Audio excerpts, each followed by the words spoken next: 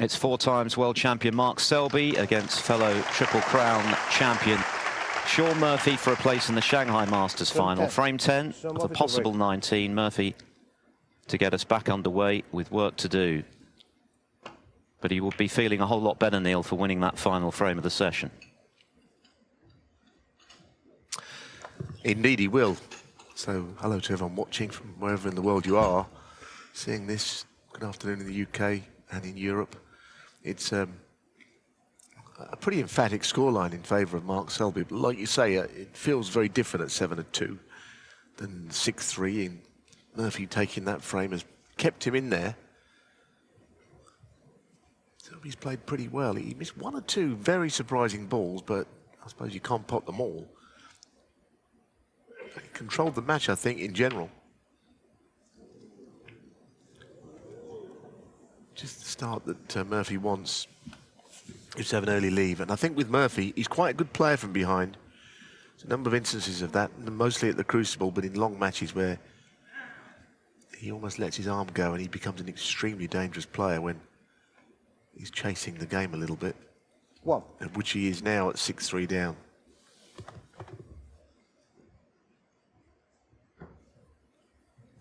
And as mentioned, Selby not necessarily in the most positive place right now in terms of his relationship with the game, and perhaps that's something that Murphy will feel he can exploit if he can start this session strongly, just raise a few doubts in his opponent's mind. And clearly his game is intact. He scored very heavily in his first 2 rounds. He hasn't produced that form so far in this match, just the 1/2 century ahead of that final frame of the session, but he knows his game is there, so it's just a case of bringing it out tonight.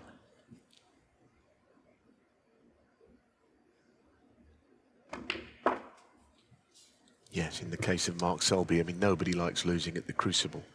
Lost to Joe O'Connor, his friend from Leicester. He was on debut and he felt maybe that was a decent draw for him, I think. Turned out not to be. He's a good player, Joe O'Connor. And of course you get the microphone thrust in front of your face. He suggests you might retire, but there isn't anything Mark Selby can do better than be a snooker professional. And I think you realise that when you consider throwing it all away and doing something else. He's an immediate, perhaps knee-jerk reaction to not winning. He won't be the first to have done it, or said it at the end of a World Championship. Good that he's playing again, but as far as Murphy is concerned, if he could get in and make a few here and apply some early pressure, that would be his best hope. Playing this red through the bunch, red will go everywhere.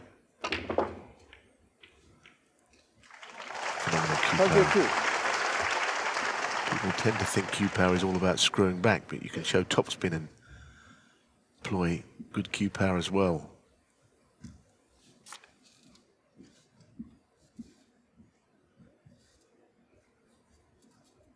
Slightly ticklish one here with a bit awkward cueing. In it goes. Well, he's got the balls in prime position now. 29.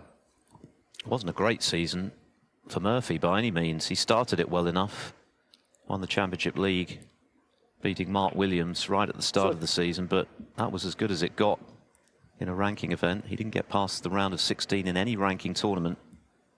Lost in the second round of the World Championship in that feisty encounter with his old rival, Stephen Maguire. So overall, it was a disappointing season for Murphy, who had bounced back to form 37. in style the previous season with a couple of big titles, including the Tour Championship.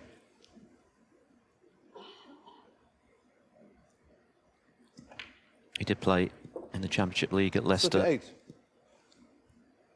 ahead of coming to Shanghai, and won 5 of his 6 matches, so got some valuable match practice in, and that has been in evidence this week. Less so today so far, but there's still clearly time, particularly in winning that 3rd frame for him, which has 45. kept the deficit to something manageable. 46.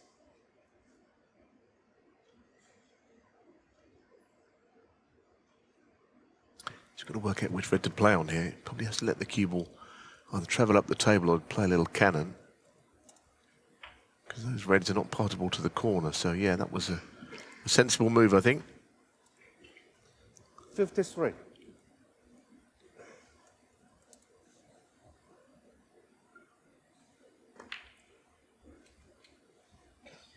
54.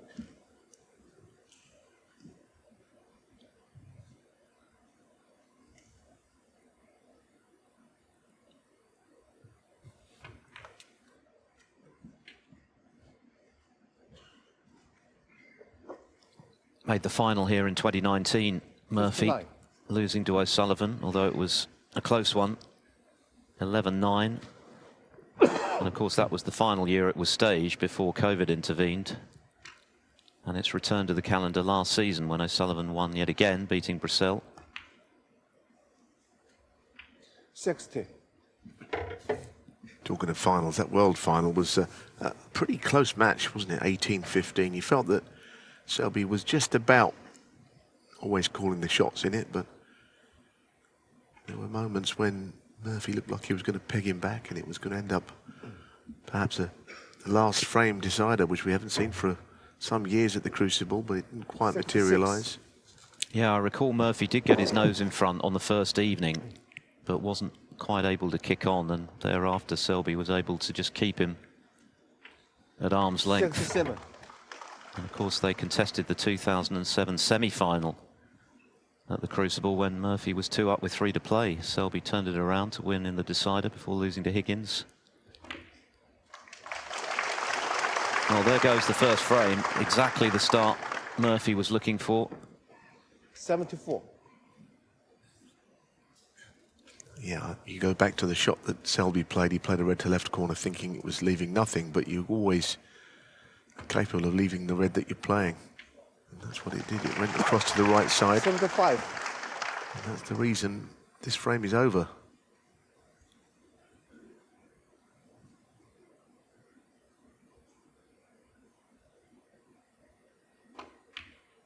I guess that's the reason these matches are played over 2 sessions and not 1 in the semi-finals, because there is time to make up lost ground. 81.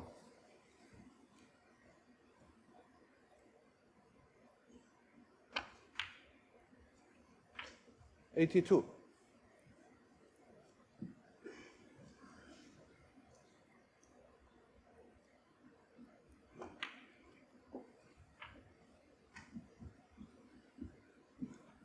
Murphy has passed 650 career 89. centuries now.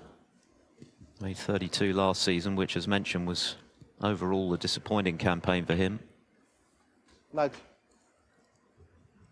But a wonderful break builder and one of the most aesthetically pleasing players to have played the game, I think. Just so good to watch when he's in amongst them. 97.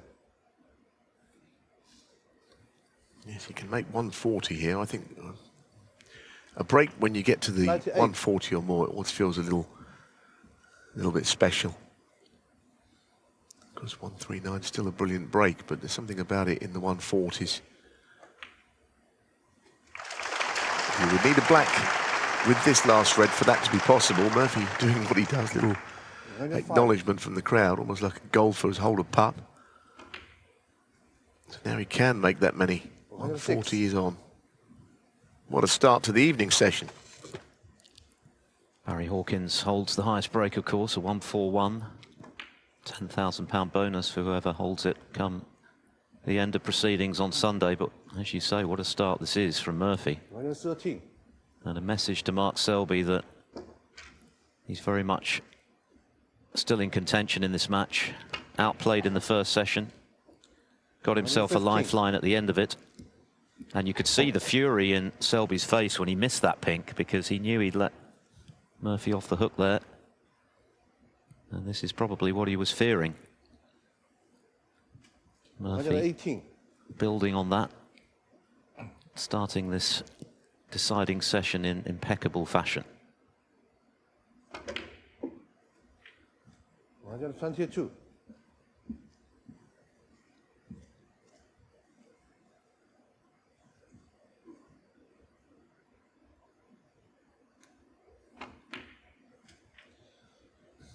127. What he'll do at the end of this break, Murphy, again, he'll show more acknowledgement of the applause. He'll nod his head to all sides of this arena, which is a nice thing. It's his own idea. Most players don't do that, but he will be very thankful for the applause that's about to come his way.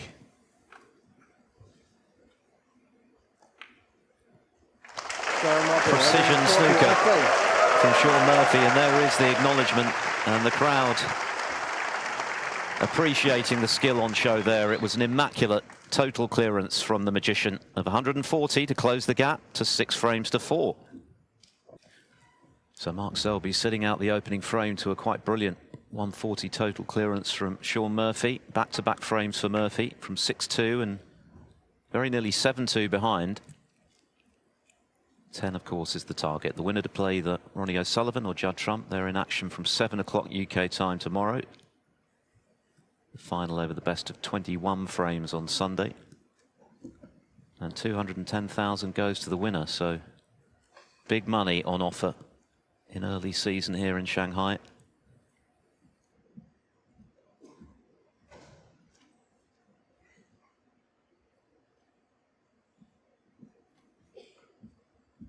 Yes, and when you look back at a long match like this, 2-session, usually, and should, for instance, Mark Selby lose this match now, which I'm not saying he will for one moment, but he won't look back at the break of 140 from Shaun Murphy. It'll be the close frames that have gone to his opponent, like the one that we're speaking about, the last of the afternoon. That's on count back, the frames that hurt the most. Good play is something you accept from your opponent.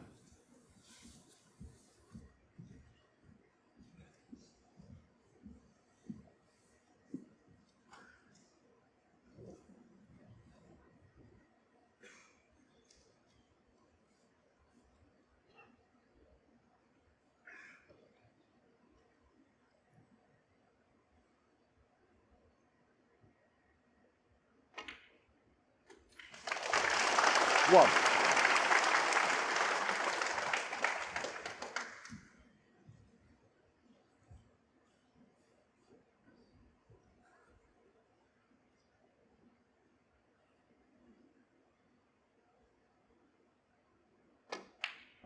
It's a good opening red. He'd be interested in that red by the black. He had a quick look down the line. He'd like to think it would be potable from behind it, and that would free the black, of course. Otherwise, it will be quite difficult to make that many with pink and black completely out of the game. 4. So a little look down that channel again, across from above the black down to the left corner. See if he can play in behind it.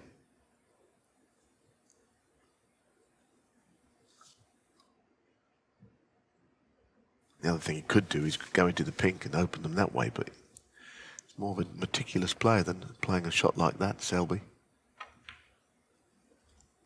So there he is on that right side. Little shake of the head suggests he's not bang on the 9. red adjacent to the black. Not without hitting the black.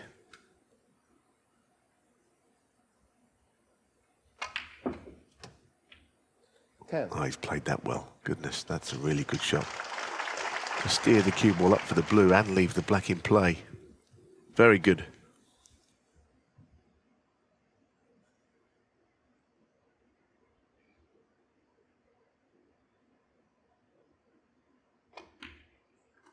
It wasn't a bad season by any means for Mark Selby last time out, although by his very high standards, of course, he would have been disappointed not to win a title. 15. He was runner-up to Mark Williams at the British Open, semi-finalist at the Players' Championship, European Masters, qualified for the Tour Championship for the top 12 on the one-year list, and obviously you've got to be playing consistently to get into that tournament. So he played well enough, but obviously the manner of his loss to Joe O'Connor would have stung him. He described it as, and I quote, rubbish from start to finish, and it's quite rare to hear Selby say something like that, just belying his state of mind and the fact that clearly at the moment, or at least back in the spring, he was not overly enamoured with the game. But things can change very quickly. It only takes a couple of good wins over top players to change your outlook. And if he could go on to win tonight and indeed lift the title, well, that would be transformative for Selby, you would think. Well, I'd be pleased with the way that the shot from black to red worked out. He slightly overhit to land on the black, which was, of course, above its spot. Then it all went as good as it could, really, from the cannon on the reds above the black.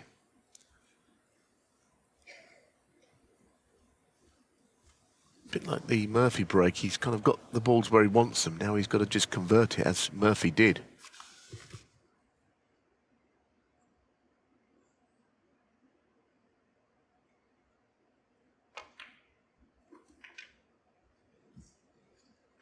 That is not a good shot. Played to 29. Just nudge the two reds, but he's clung to one of them. That is amazing that he could finish there with all the balls at his mercy. The next shot's a big one. I think he has to play safe. Not someone that will try and push the boat out on situations like this. This is really difficult if he's going for it. Slightly easier if he plays the up and down safety from here. Yeah. Well, he'll be more than a bit disappointed to have only made 29 there. Because he was really in, he'd done all the hard work.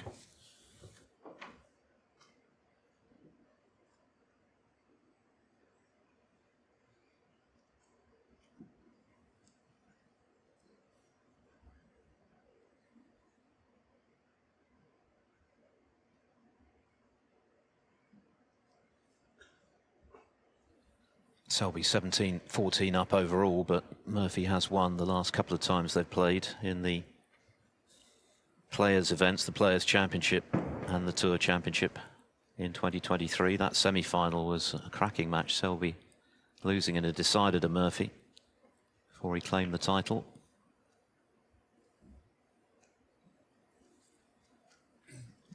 Well, I don't think I've ever seen Shaun Murphy play better than he did in that series, Player and the Tour. Especially the Players, where he looked like at one point he was just knocking in centuries. I think he had the 5 highest breaks that week, all at the same time, close to the end of it.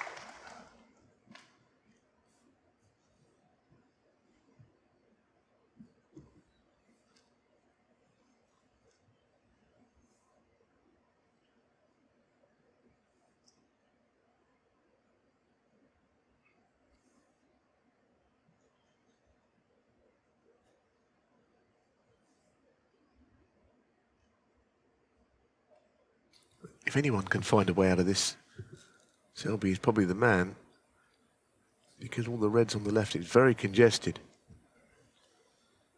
Hard to find a route back to safety. In fact, I don't think there is one. Unless he's got a way down the right side that he can go through a gap. The other thing he could do, the two reds on the left side, close to the left corner, he could just roll up to the bottom one of those, just to contain for one shot.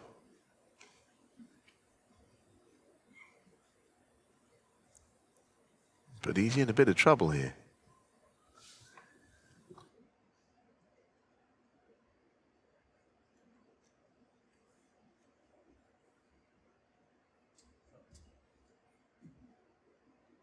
Wouldn't surprise me if he came round to this bottom left pocket and had a look at what he would leave if he did play to roll up to that ball. And that's exactly where he's at now. He's looking down this end, so he's leaving the cue ball at the bottom end of the table because he can't get back to bulk.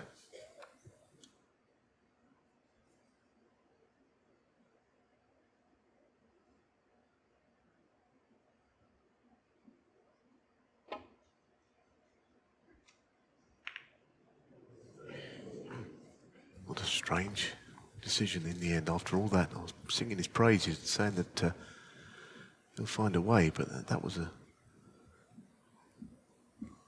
odd shot, I thought. Trying to hit a thin edge of a red off the cushion. He's left a chance here.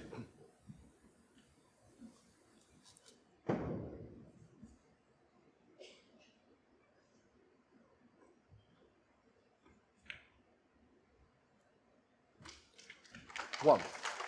Selby is usually the perfect player to think up a shot to get out of a mess like that, and he hasn't done it.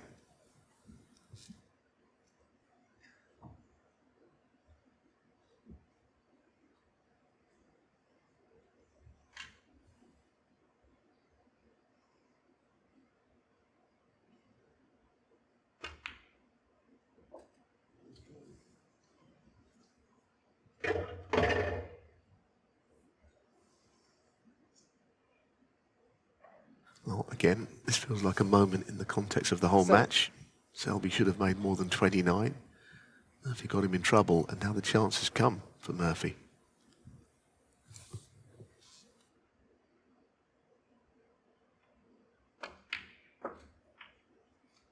Eight. It was looking like 7-2, but it could be down to just a frame, the difference.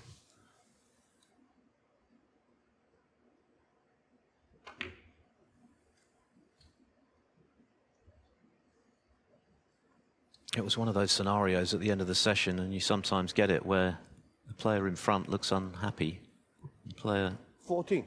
behind, and in the case of Murphy, 3 frames behind, quite a significant deficit, looked significantly brighter about 15. the way things had turned out, because he was, I'm sure, expecting to be 5 behind. It was something of a reprieve, which he was able to take with his highest break to that point. And now, very much back in contention. If he can win this frame, the match is right back in the balance, and Murphy's got the momentum.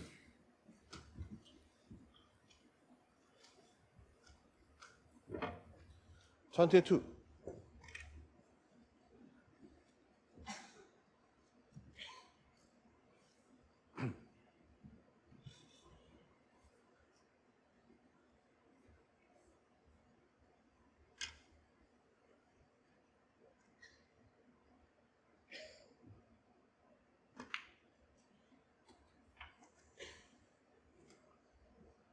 Well, these are not all going in cleanly. 23. They're still going in. And because it hit the left jaw, the cue ball has just strayed a bit further down the table for the black than was intended.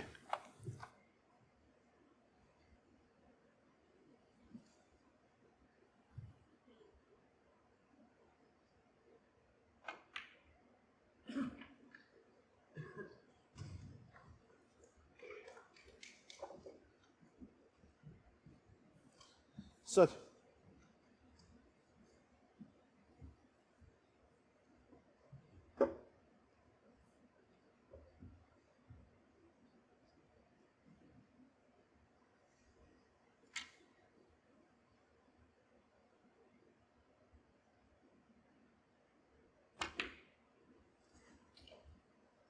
$31.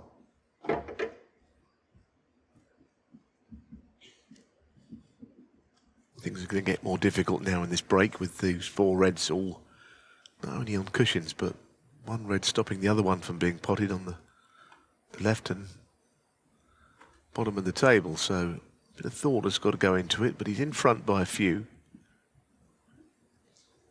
36. The table is not ungenerous. It's a question of you can still miss down the cushions, but if your position is good, I don't think you would say players will miss chances. 37. That is not a particularly good shot to get close to a red.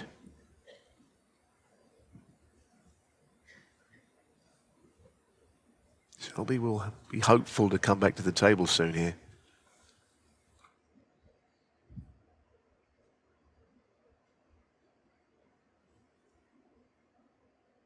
This is a big shot. Playing the cannon. That is a fantastic shot, goodness. There's many a reason why that could have gone wrong. It could have come unstuck on the shot. 44.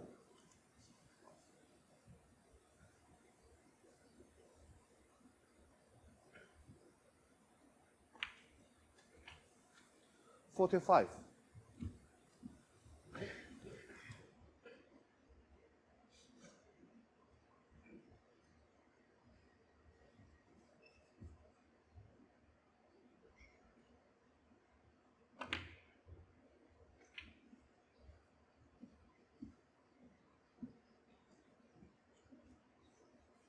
52.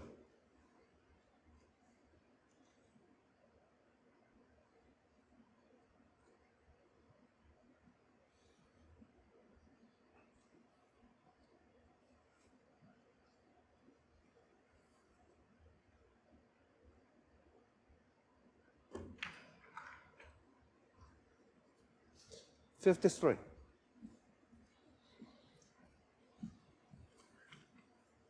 I don't think he meant to hit the second red there.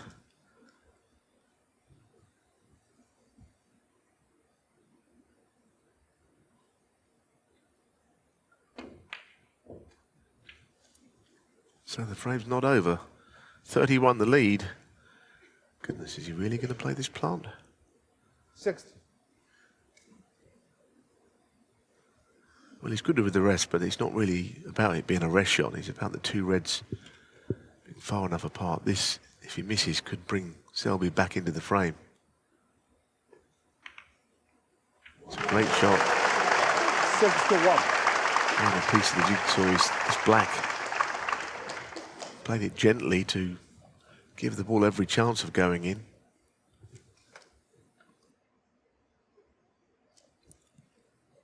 Not a gimme of a black, but it's all he needs. Oh, and he's drawed it. It wasn't easy. No, but I think you 6-1. summed it up perfectly. After all that work, he knew that was all he needed, and that's probably the reason he missed it. So a potential late twist in this frame when it looked as though Murphy was going to win his third in a row.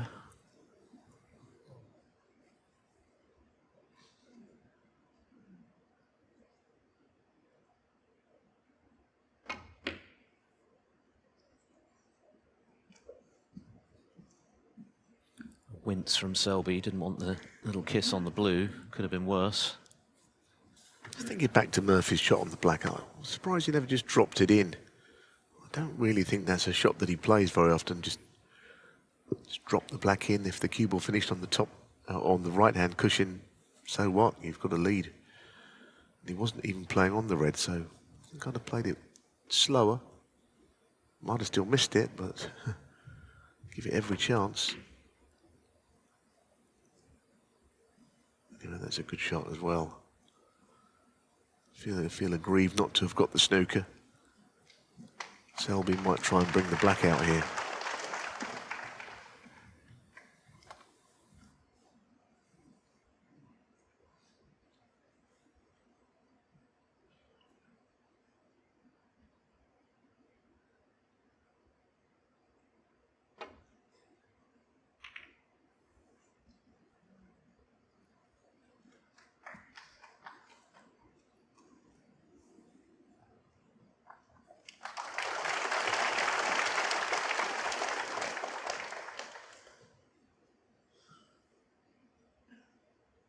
I think Murphy will try to pot this red. Either way, he's putting distance between the two balls.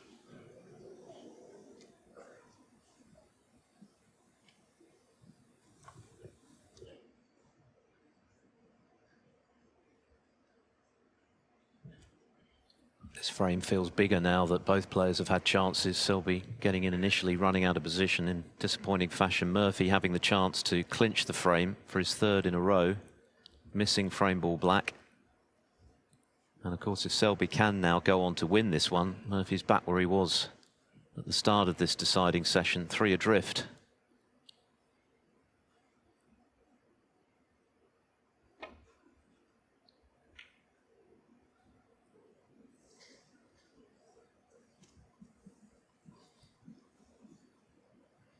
Only needs the red, of course. It's a tough shot, isn't it? I mean, it really is, because I don't think you can guarantee anything would go safe were he to miss it.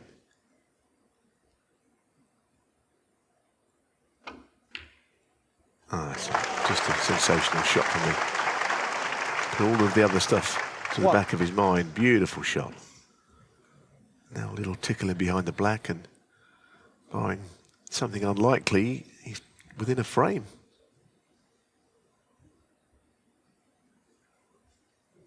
Shaun Murphy 1. Well, Big that certainly made turnaround, up, didn't it, for the misread, for the miss black, I should say. Yeah, it really is. And you feel that this match is very much alive when it was in danger of being one-sided.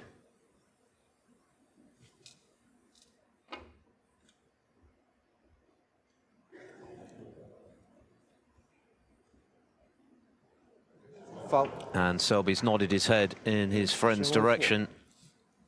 So I think that's the end of that frame.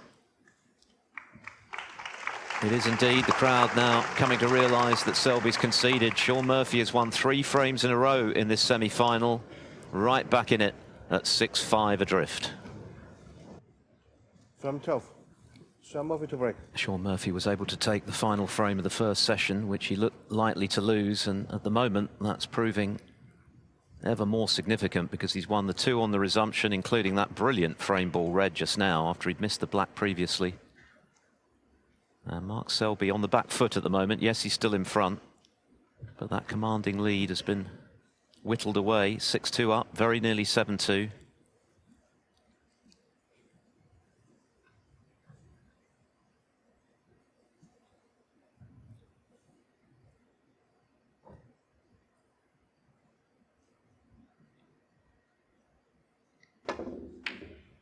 Was a long way off with that. It's one of those shots. The problem with it is, you know, you try to control the cue ball and say that you're not going to do any damage, but if you miss it by that far, you've got control over just about nothing. Balls flying around everywhere.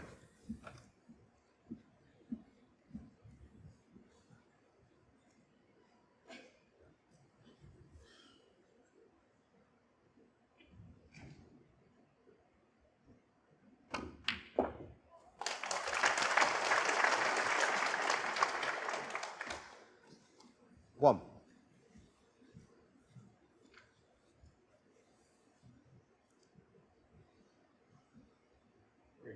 Green ball.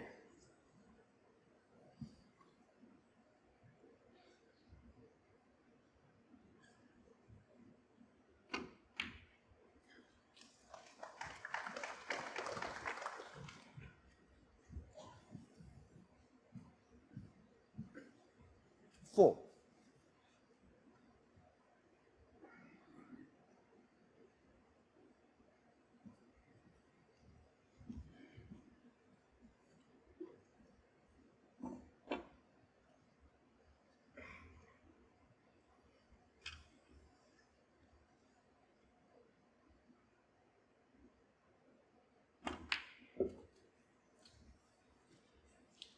Five.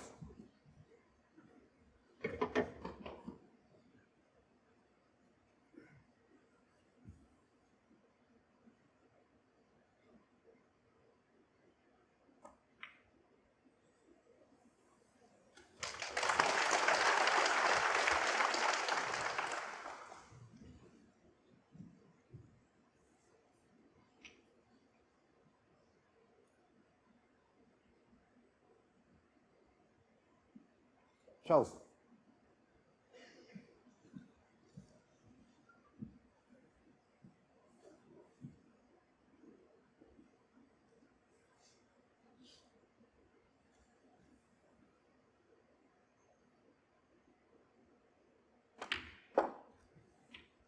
Thirteen.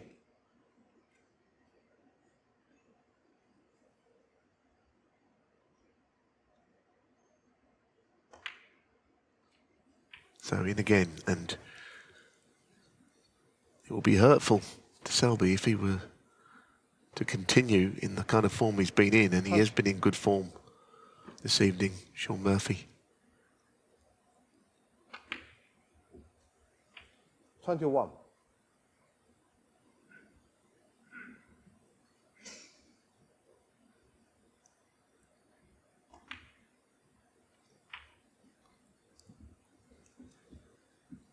Now, going to have to move some reds here. So they're going to screw it in, apply the black into the same pocket as the red, or run through. He's playing the first one of those.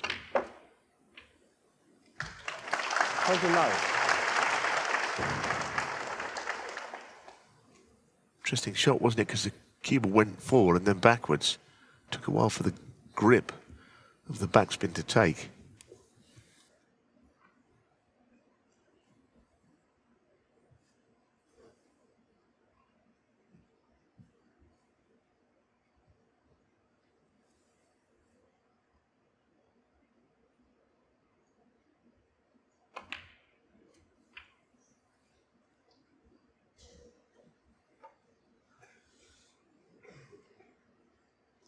$36.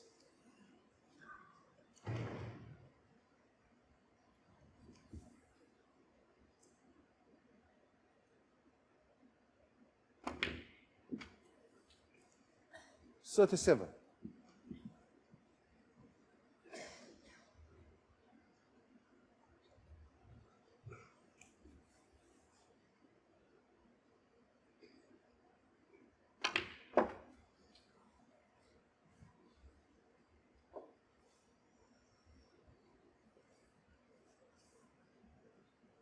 $41.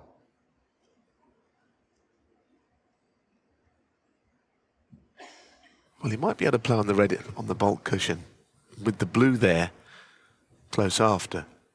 If there was no high-value colours close to the red, he probably wouldn't want to play it.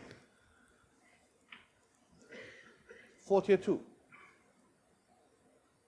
But he has no real angle from this brown to land on that red up the table anyhow.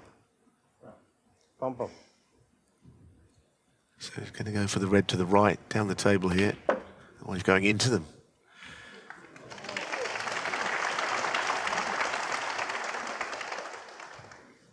Seeing it again, it looks 46. as if he's on one. He looked hopeful that he's on that red.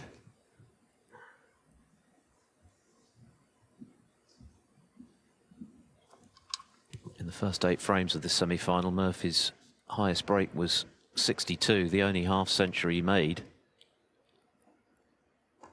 In the last 3 frames, he's made 72, 140 and 61. Now he's back at the 47. table, threatening to win his 4th in a row to tie it up at 6 each. What a turnaround.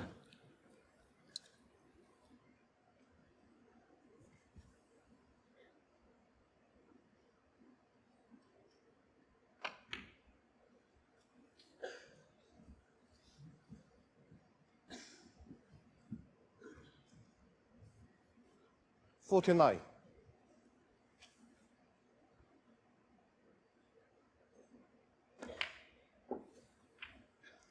50.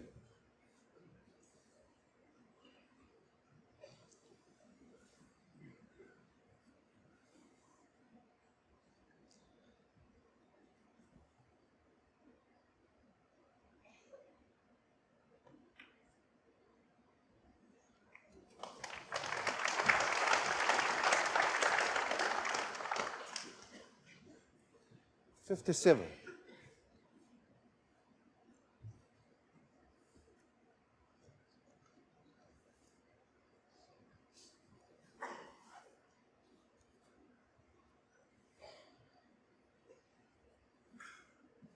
Well, he couldn't hold from that black, and now on the brink of winning the frame, he's got an important shot.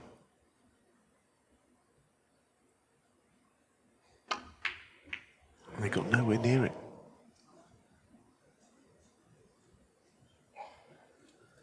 He knew it was important. He knows that there's not much safe if Selby can make a counter-attack.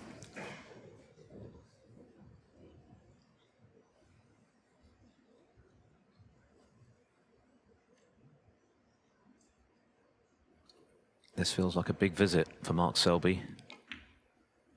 He's rather lost his way. Wow.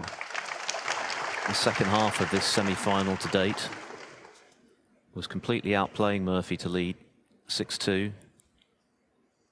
Very nearly 5 frames in front. Now in danger of losing the lead altogether.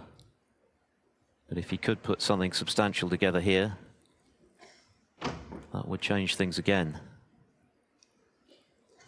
Nothing particularly safe. There's a red in baulk, of course, but it's off the cushion. So it's a chance. 9.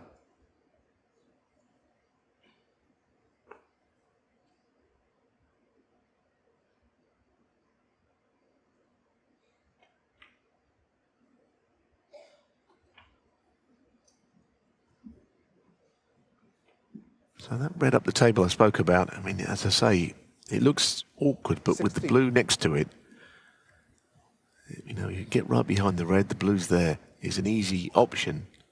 So you won't want to be taking the blue away from there at any stage before he's taken the red on that's 17. in the bulk area. This would hurt Murphy, but there's quite a long way to go to make it happen.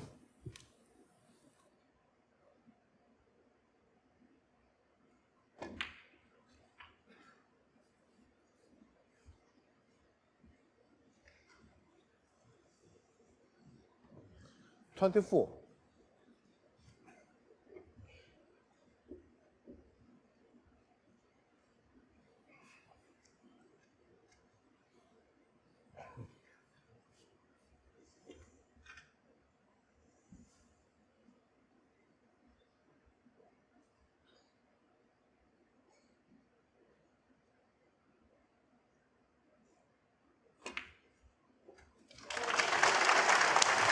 Well played. 25. It's boiling up into another interesting frame, this one. The conclusion of which we're not sure yet.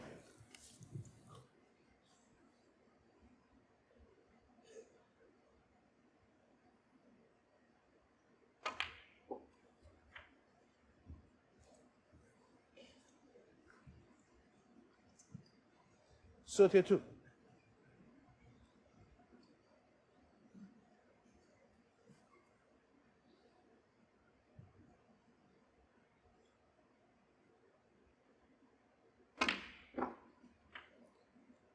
$33.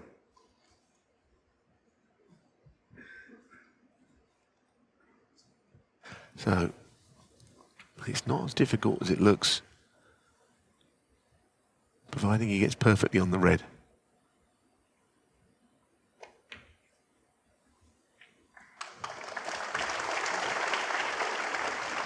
Well, he's the ultimate snooker competitor, Mark Selby. 36. Incredible temperament, even when he's struggling.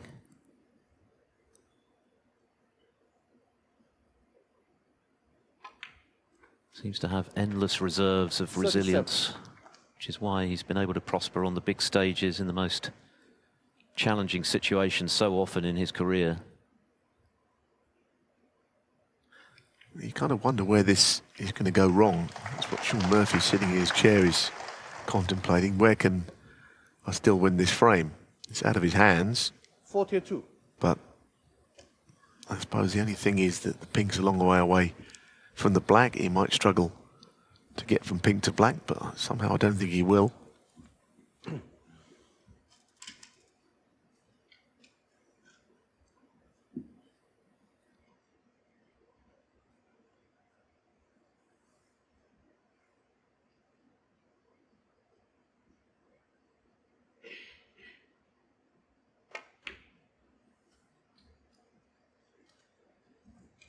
$44.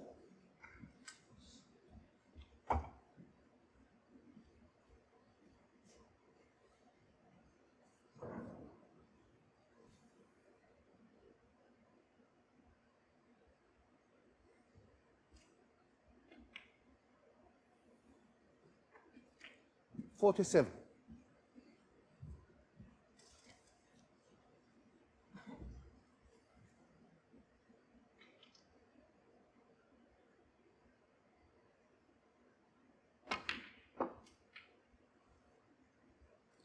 You 51. wouldn't want to be straight on the pink. Any angle, preferably from perhaps below the pink. So just off the bulk cushion and back out, but not too far.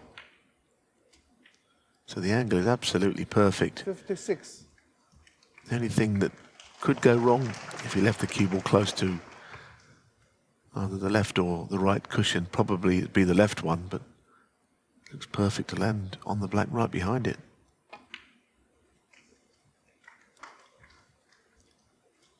This has been a great break from Mark Selby when you consider he's lost 3 in a row after leaving the arena earlier, feeling angry with himself that he wasn't 7-2 up. This for 7-5. Superb, absolutely superb clearance from Mark Selby. And what a match this is now. Both players are producing some great stuff. And Selby's turn to inflict a bit of pain on Shaun Murphy there, who was looking good for 6-all. And I think Murphy's expression tells the story. Instead, it's Selby leading 7 frames to 5. What a terrific semi-final this is proving to be, with Shaun Murphy storming back with some superb snooker, including a 140 total clearance this evening, to go from 6-2 to 6-5, and was looking good for 6-all. But what a fantastic clearance that was just now from Mark Selby. There were just signs that Selby was losing his way, his opponent coming back at him, applying the pressure, but that of course is when Selby tends to turn up, and produced his best when he needed it, and that was a quite magnificent break to move 2 clear, Neal. Indeed, that would have hurt Shaun Murphy. Of course, he showed little emotion in his chair, but he knows that that frame was his. He just finished on that black where he couldn't hold for the next red, and he knew that the red, surrounded by a couple of other reds, was going to be a big shot. He got nowhere near it and sat in his chair and watched the clearance from there, which was a good one. I mean, yes, it wasn't complicated, although there were things that could have gone wrong early, and avoided any errors. And it feels probably a bigger frame than any of the others that have gone against him, that one. A break of 69, which has iconic status in 13. the game of snooker. That was what Alex Higgins made against the whirlwind Jimmy White back in '82 in the momentous semi-final. It wasn't quite that good, but it was, in the context of this match, extremely good and very significant for Selby to put him 7-5 in front and within 3 of the final on Sunday. Remember, tomorrow, Ronnie O'Sullivan against Judd Trump. What a match that'll be, from 7 o'clock AM UK time, 8 o'clock if you're watching in Europe. Second session from 12:30 UK.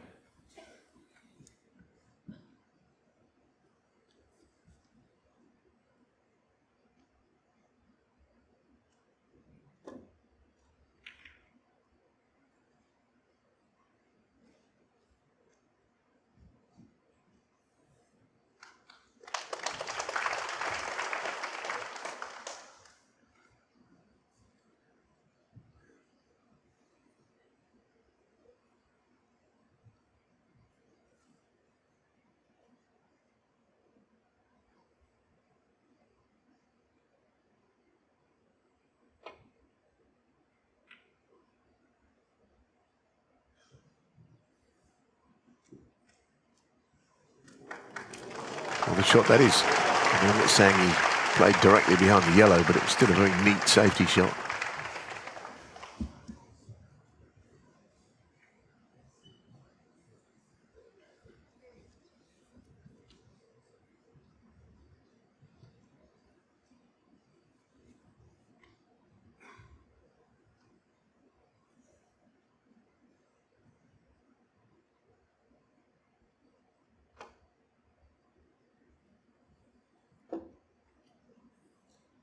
Foul and a miss. Selby 4.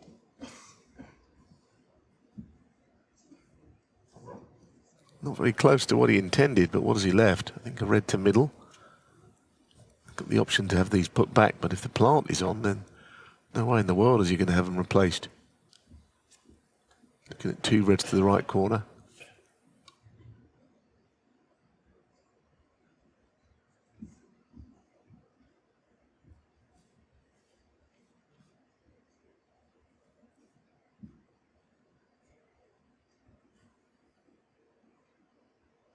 Well, the plant isn't on, but the top red appears to be.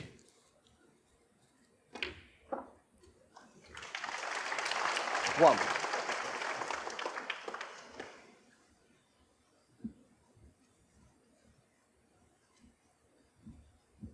Wouldn't have played on the pink to the left corner, but he'll take it. So now we're at the point where this frame is a very important one as well. It'll level the session if he can win it, Selby. Restored his 3-frame lead. What a miss. What an unexpected miss. Selby 1. Gesturing. It went left, directing traffic a little bit. Let's have a look. We can't really tell from there, but he's adamant it rolled off.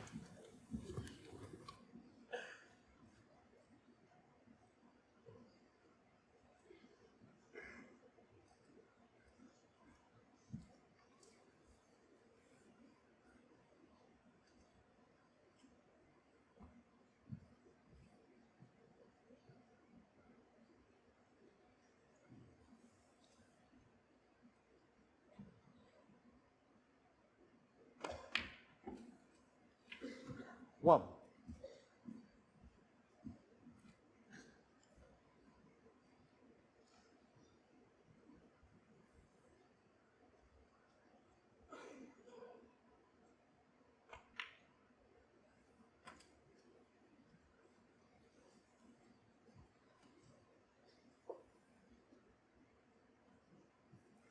Seven.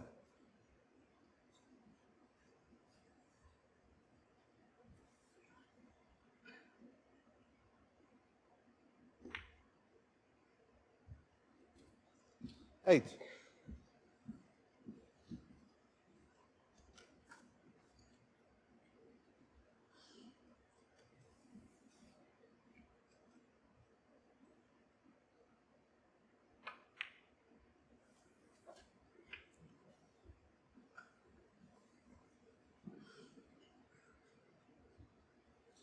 $15.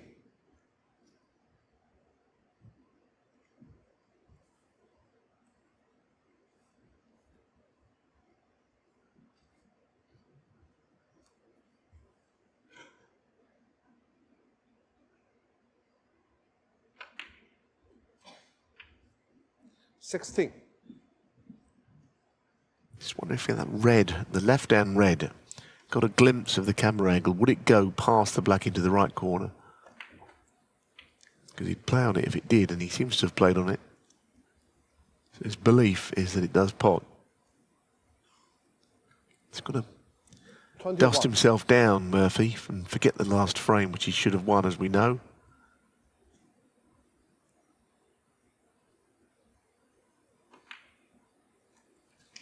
$22. It's been a superb session of snooker. We've not even had 4 frames, but it's been of the highest quality.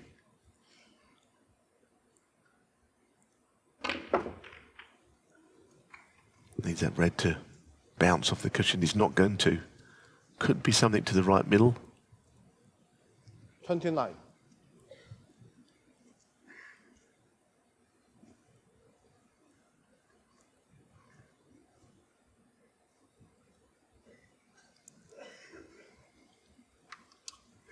Mark Selby produced that superb 69 to win the 12th frame. So it came as a big surprise to see him miss the blue, not least to him. Looked as though he felt it had just drifted off to the jaw, but it would have been a chance to build on that excellent break and potentially put himself 3 clear again. Now he's got to hope that Murphy makes a mistake. I wonder if something does go to that right middle. The red second up, not the bottom red of the 5 on the right, the red above it that's next to it. It's got to be close as to whether that actually goes. I wondered at the time, not totally sure that Murphy had spotted it originally.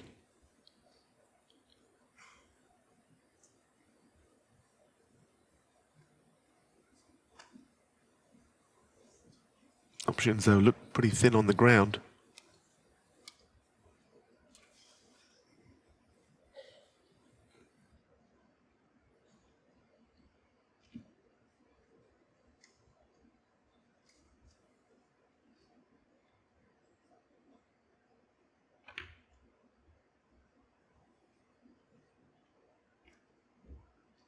Shaun Murphy, 29.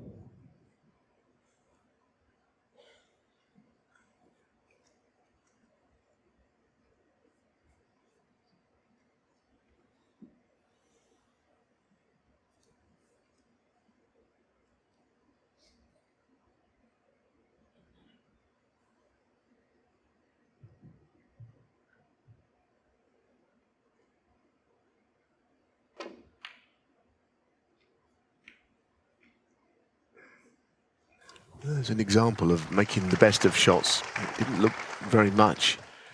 The players would have perhaps just pushed the red down, cue ball the other end of the table and not overthought it, but Selby played a very effective safety shot in the end.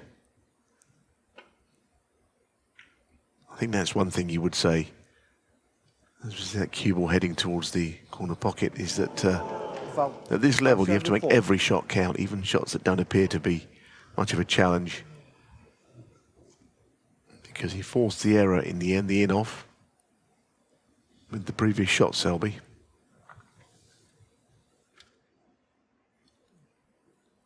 Who won this title back in 2011, which at the time was only his second ranking title success. He's now got 22, beat Mark Williams in a pretty dramatic final.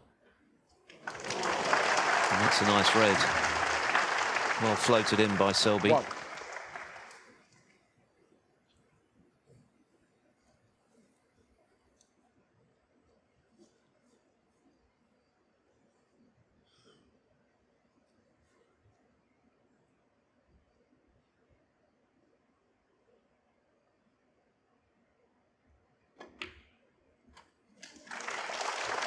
Well, they're always missable, those, because you know what you're possibly going to leave, and if it goes in, you know what you can score from it. And Murphy looked frustrated at the way that this frame is going as well.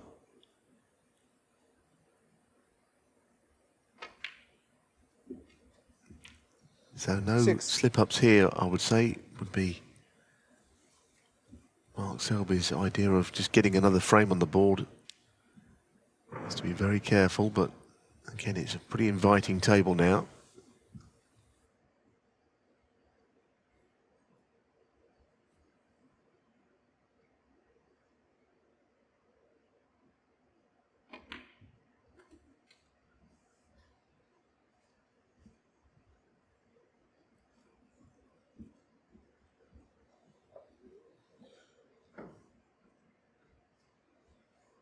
Twelve.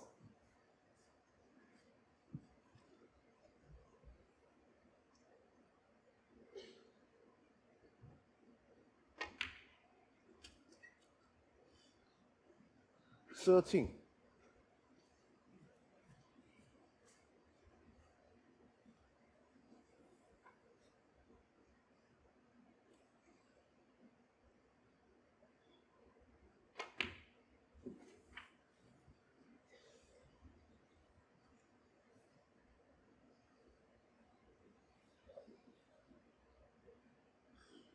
Matches of this length inevitably are going to have different turning points. We have one at the end of the first session with Murphy winning a frame that Selby would have felt he should have won for 7-2.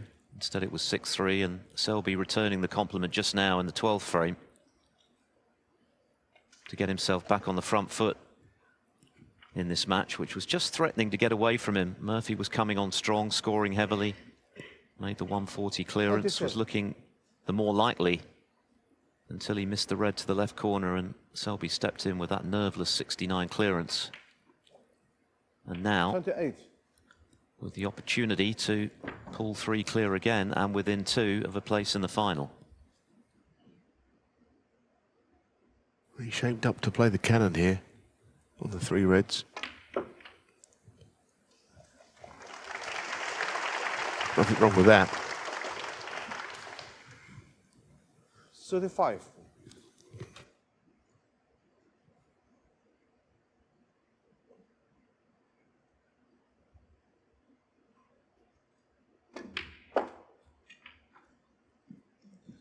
$36.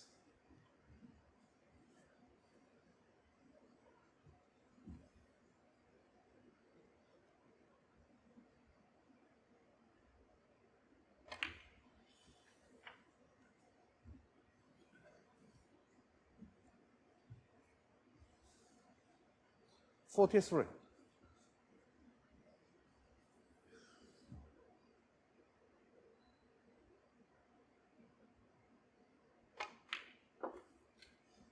$44.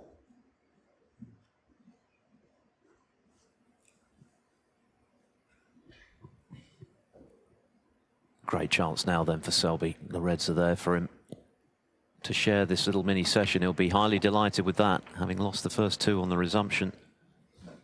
Yeah, a little nudge on the blue just to give him 3 reds that he could play here. 50. He would very much fancy again the frame one here. Red colour, red would do it. 51.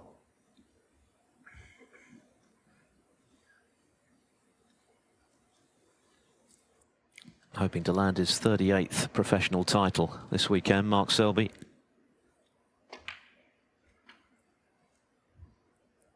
Spent 4 years as world #1.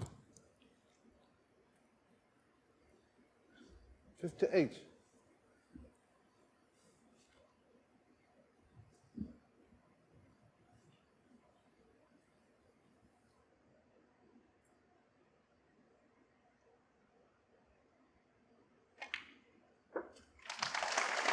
$59. And the crowd acknowledging that that's the point of no return for Shaun Murphy, who'll be disappointed overall because he started the evening so well. Wow, Selby's missed the black off its spot. Is that just 59. a momentary lapse in concentration, thinking the job was done? Well, I mean, Murphy has to carry on now. He might even take red-black here. A lot of the time, players will leave the last red on the table. Don't know quite how he missed that. 1 snooker to tie as things stand, which is eminently retrievable from this situation. Yeah, the choice is now, do you keep the red on the table? Is that worth it? I suppose with the black over the pocket is always going to be there if you've got the 4 points, or just pot it, get into the colours and get your snooker then.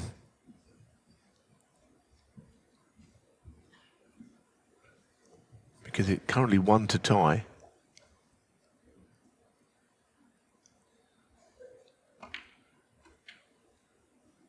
One. Obviously has to play the black here. May even pot the yellow following this.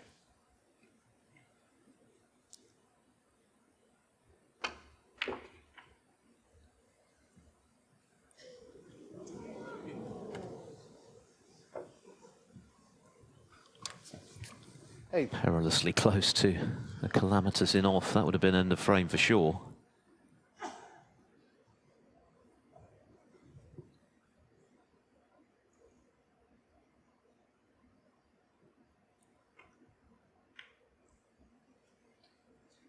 I mean, he could take it down to the blue and then it's 1 snooker to win, but that man is so good at getting out of snookers. It's the more balls on the table left, the better, I think. Well, he didn't play the green there because he decided now is the time, but he has not got the snooker.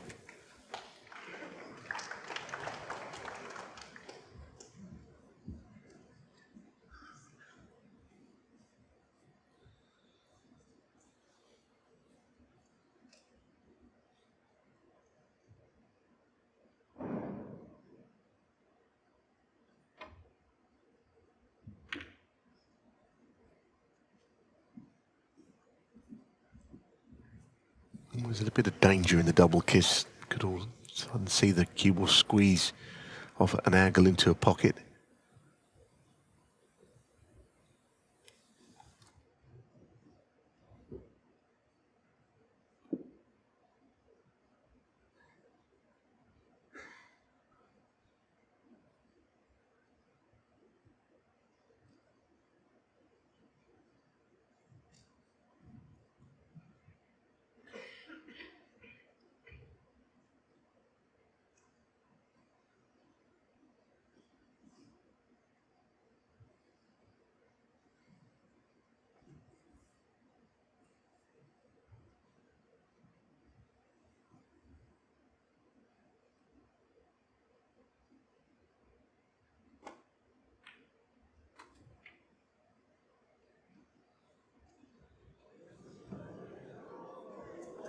That probably spells the end of the frame now. Can't see any reason why he'd carry on, and he looks less than pleased. Yeah, it's been an eventful start to this decisive session. Both players with cause for some regrets about frames they might have won that have slipped away, but overall Mark Selby will be, I'm sure, delighted to have shared the session. So 8-5 Selby, 10 of course is the target. The winner to play either Ronnie O'Sullivan or Judd Trump. They're in action tomorrow.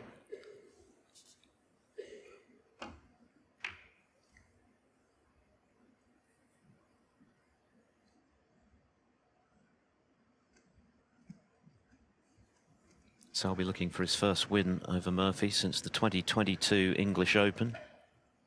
Murphy's won the last two, Players' Championship and Tour Championship, both of which he won, of course, in 2023. Selby leads the overall head-to-head 17-14, including 2 victories at the World Championship, including, of course, the final 4 years ago, 3 years ago, I should say, which he won 18-15. Yeah, of course, the Players Series is a great event, but you don't get in as defending champion the next year. You've still got to earn your right to be there. And the last twice, Neal Robertson, who dominated the year before, wasn't a part of it because he had a bad season, and Shaun Murphy didn't really defend them either because he didn't have the same season he did when winning. So it's quite hard to win it back-to-back years because you've got to sort of get in there both years as of right. Anyway, it's very early in the season and we don't know any of the players involved in those events just yet. This is not a ranking event, so it can't help towards them. So Murphy will keep fighting and keep cueing beautifully as he tends to be doing. But ultimately, he's got to win this frame. It's an absolute must-win, and probably the one after it, as we approach the target of 10.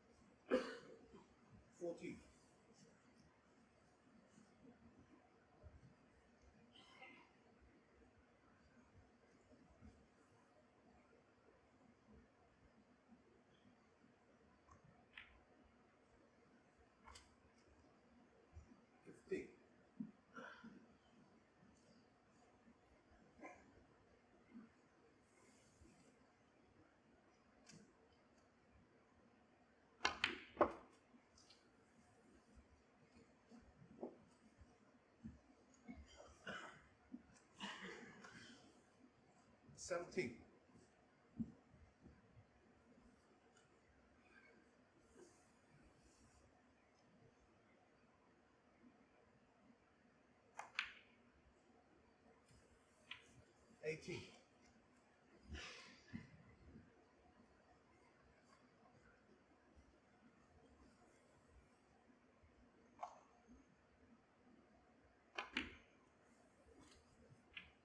Well, he'd be disappointed if he didn't make serious dent in the scoring in this break, because there's a good chance.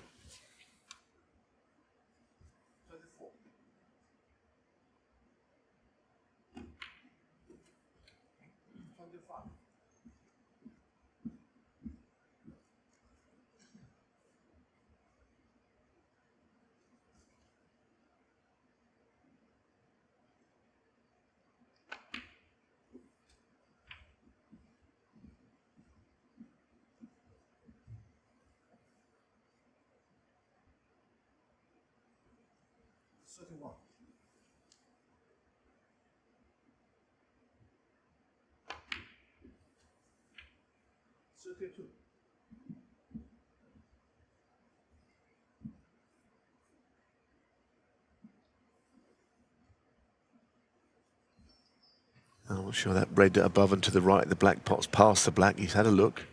The answer is pretty much yes.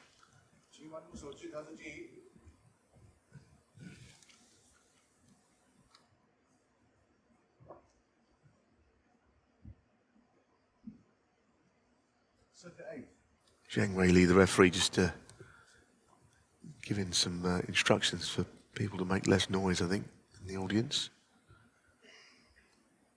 I can't imagine he was offering congratulations or anything. I think he was having a strong word. In fairness, it's been a great atmosphere, and the snooker's been pretty gripping all the way through. The odd interruption, but not that many.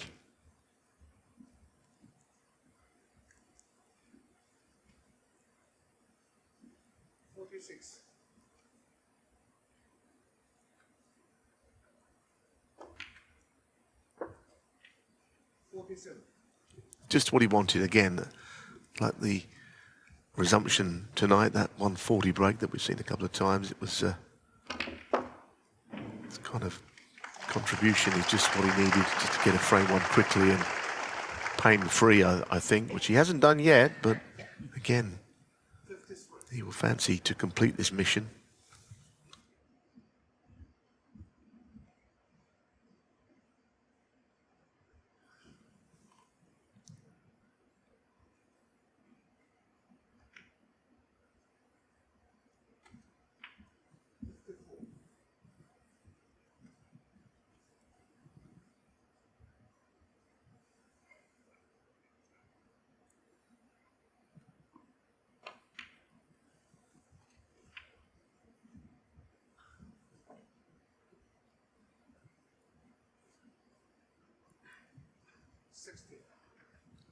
His fourth significant contribution of the evening.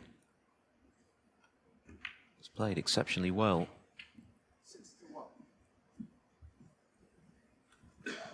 It's been a good match, isn't it, just generally, but I think, if anything, the standards cranked up a notch or two this evening. Murphy is scoring. He looked to play well in all his matches, I think. I've seen them all, and he emerged from a summer break, perhaps. Not always the sharpest, but Murphy looks like he's been putting in the hours. Obviously, Selby has. He's in front. But standard's been high.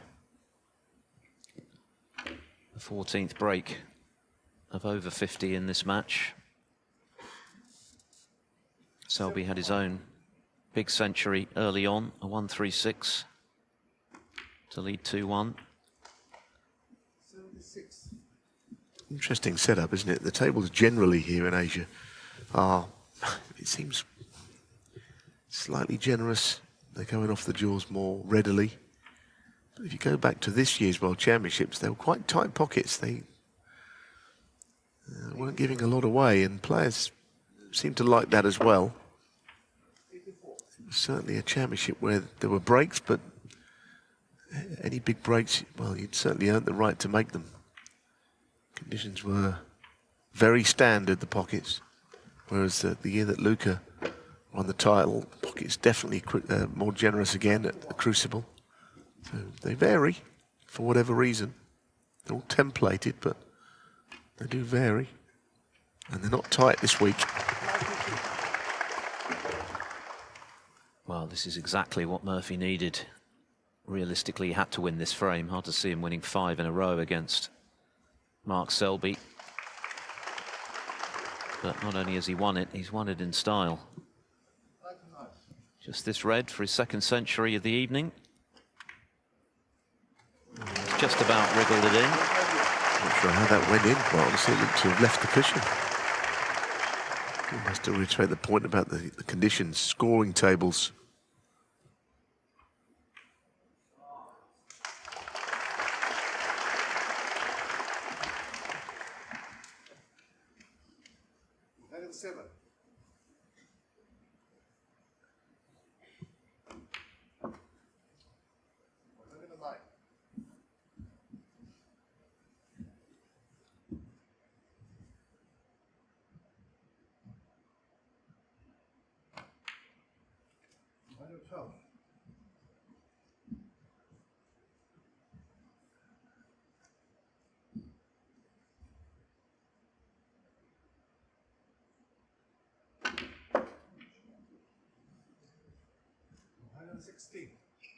Now, the only question which remains is if he clears up, are we going to get the nod to all parts of the stadium again from Shaun Murphy? I think the answer is yes.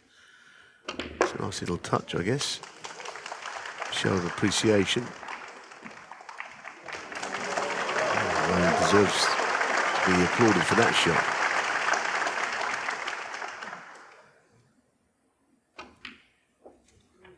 So if this black goes in, just keep an eye on him. Little nod. Strut back to his chair. He's playing a trick shot. Oh, beautiful. What a finish. A grandstand finale to a brilliant century clearance from Shaun Murphy. This has been a fantastic semi-final, which seems to be getting better and better. The crowd love that. Mark Selby less so, but brilliant stuff from Murphy, and what a way to finish.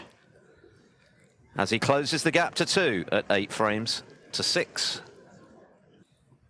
Mark Selby breaking off in frame 15, still 2 away after that sensational 1-3-4 total clearance from Shaun Murphy. Finish with the exhibition black to bring the house down and to stay in touch. 2 adrift. The 24th century of the week here in Shanghai. Barry Hawkins' 1-4-1 remains the best, numerically at least.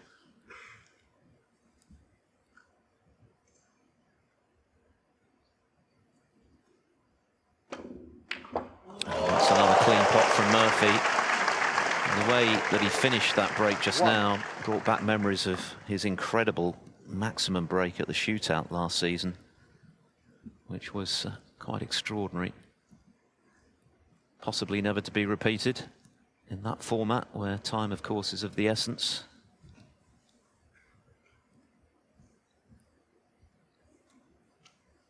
It's one of those matches where whoever does end up on the losing side is entitled to feel a bit aggrieved, because they both played some great stuff.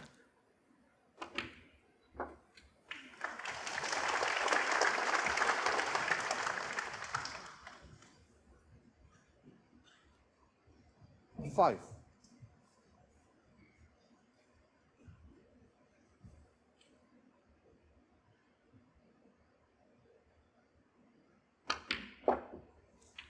Yeah, I mean, that 1-4-7, I can think of 3 which were significant and probably, well, very possibly never to be repeated. I think number 3 would be the maximum at the deciding frame that Stephen Hendry made, with the scores 8-all from 8-2 against Ronnie O'Sullivan. The charity challenge all those years ago, but the top 2, Murphy's 1-4-7 in the shootout, people said would never happen. It's possible to say it will never happen again, but I'd like to see it if it did. 11. Of course, number 1 is O'Sullivan's just over 5-minute maximum at the Crucible. I mean, I just don't think that will ever be beaten. Time-wise, can't imagine it. There's not a player on the tour right now who could do it, even Tepchaya. So there's certain maximum breaks. It's almost iconic, really, in the game. There's never been a bad one, but some are even better than others. Right now, though, about 75 to 80 is what Shaun Murphy would settle for in 19. Making a break. Using the bottom of the bunch. Oh, great shot. Terrific. Playing with the usual aggression.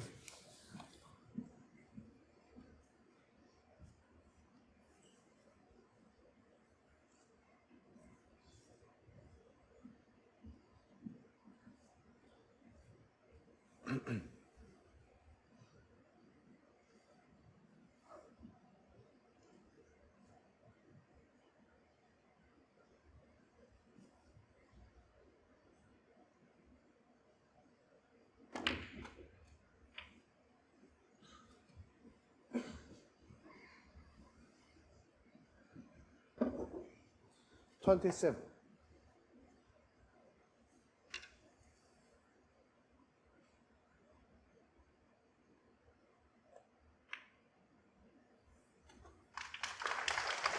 $28.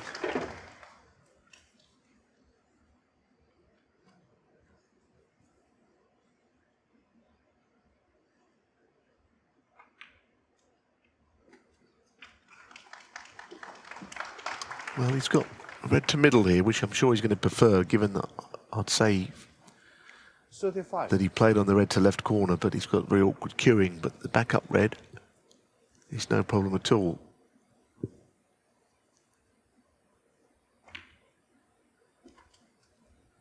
Well, he didn't give up, and the frustration at 8-5 was obvious when he walked out, and the end of a frame which he feels he probably should have won.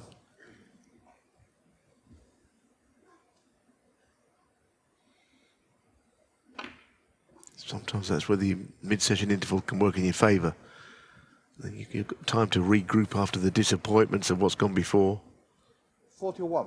He would argue that he's been the better player in the evening session, but he has had nothing to show for it after 4 frames.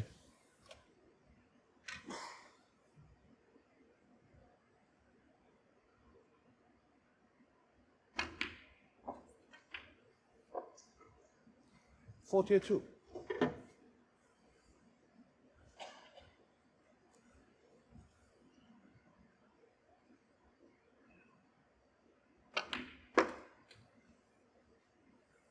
Murphy loves that shot, screwing it around 2 cushions with left-hand side, making the cube just zip around.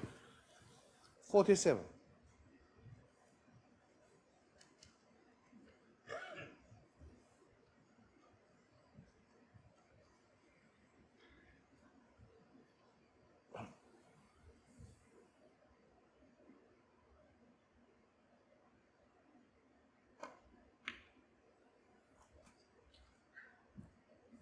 $48.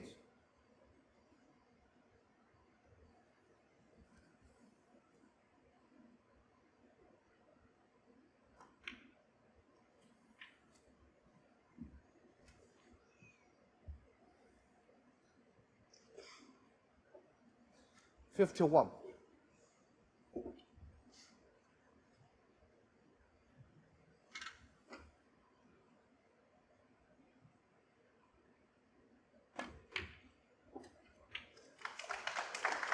He's such a good rest player, isn't he? I know we always mention it, but the shots he plays, he doesn't seem inconvenienced by using it at all. Most players can play to a half-decent level, but it's almost like he's as good with the rest as any other shot.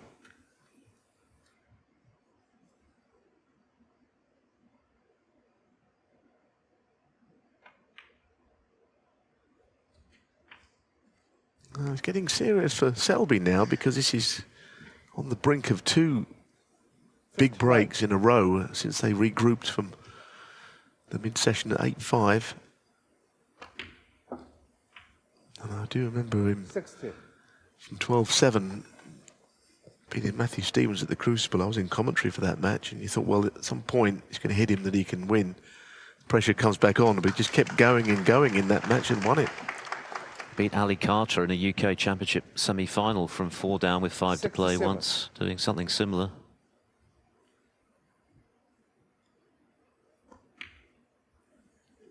He's missed that red. Goodness me, that was the ball he needed.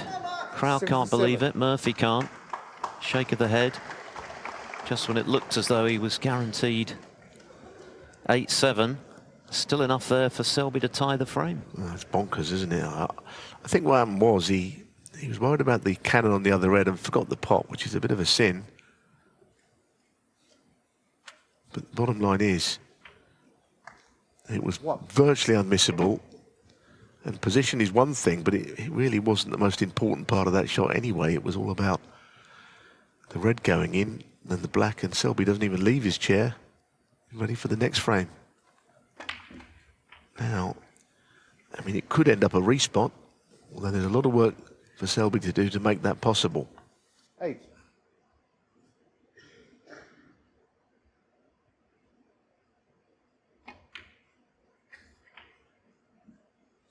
9.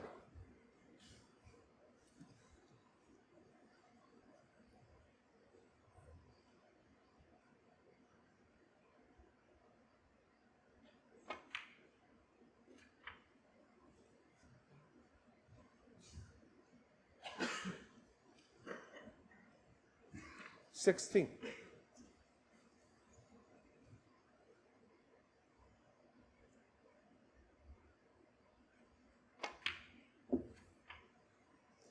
It's one thing if he was to play the cannon on the two reds, but again, you wouldn't be sure of being able to get onto the black from the reds. They mightn't play this too ambitiously. No, that's all right. That is fine.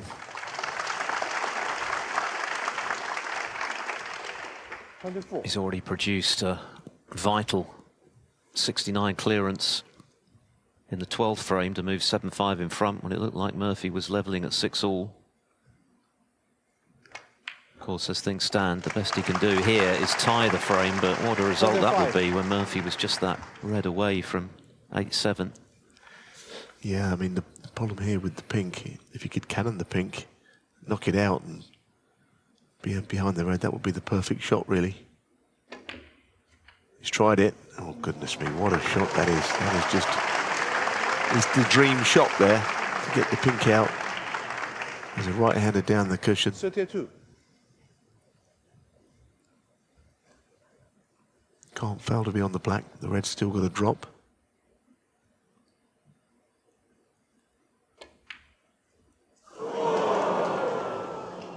That wasn't the dream shot. It was up until then, and Murphy, well, I mean, he's probably sitting there like he feels like he's almost won the lottery. The frame is now back in his command. Yeah, relief will be the emotion for sure for Murphy. It wasn't an easy red for Mark Selby, but had he got it, he would have been firm favourite to force an extra black. As it is, Murphy can breathe again, and it is going to be 8-7, and this match is right back in the balance again. What a tussle it's proving to be. Yeah, you're right. It wasn't an easy red. I feel that on these tables, 8. and where he was with the cue ball, it's probably about a 4 out of 5, 9 out of 10 red, isn't it? I fully expected him to get it, but almost the last shot that could have been missed before the possible respot, which never happened. And again, we're down to just one frame. What a match it is. 13. All the ingredients that go together to make a compelling spectacle in this sport. We've had big breaks, we've had quite violent shifts of momentum. Just when one player is looking likely to get on top, the other produces something to deny them. Murphy has come again after the final interval. Would have been disappointed to be 8-5 behind, having closed to 6-5 and nearly 6-all, but now he's back within one again. Brilliant century in the previous frame, and ultimately the 67. With a few extra points thrown in after Selby missed that tricky little red into the right corner. Enough for a second straight frame to close to within one. Mark Selby still needs 2 here in Shanghai. He leads by 8 frames to 7. Frame 16, Shaun Murphy breaking off in a bid to tie this up at 8-all and make it a best of 3 for a place in the Shanghai Masters final. They usually conjure a match to remember, this pair, not least at the World Championship a couple of times. Masters, UK Championships, other finals, you name it. It's been a great rivalry, and of course they are good friends off the table. Selby having won 17 to Murphy's 14. And this has been no exception. It's been a terrific match. High quality, plenty of drama as well.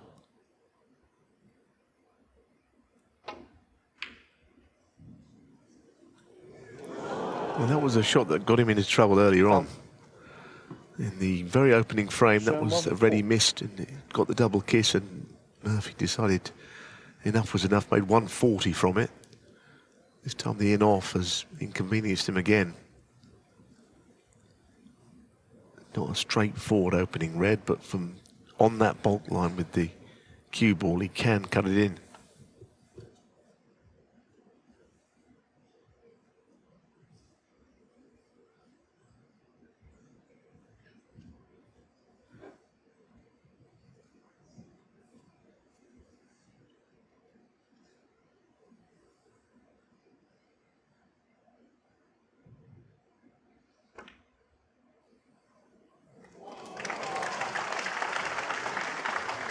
One. It's not bad. Finishing low, it means a couple of reds directly above the black are certainly going to be shifted here.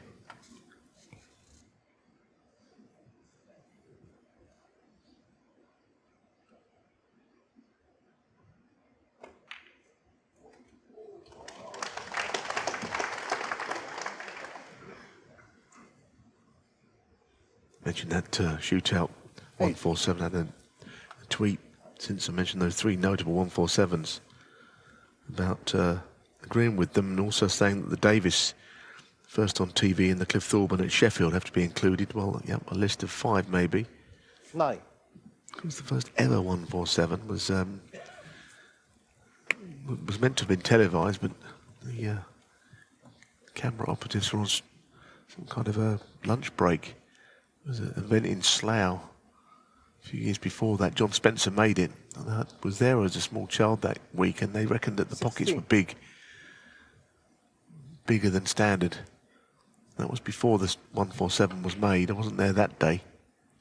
17. That was John Spencer. So that doesn't really count in the official list.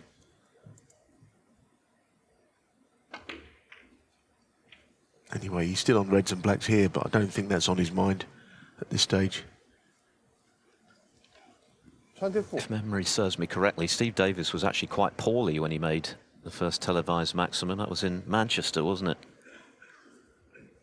I think he was nursing a very heavy cold, but clearly didn't affect him. Maybe low expectations on the day worked in his favour. It can do sometimes.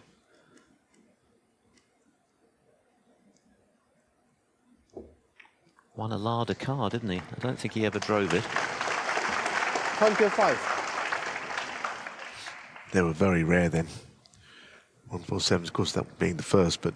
I thought you meant Larders. Well, no, Larders. I think there are quite a few going around.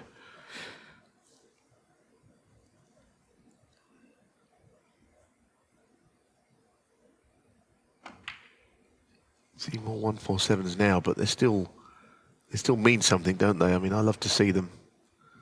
Crowd enjoy watching them. Many people would have never seen one live. Anyway, as I say, he's still on reds and blacks, but this frame, however he wins it, is really crucial.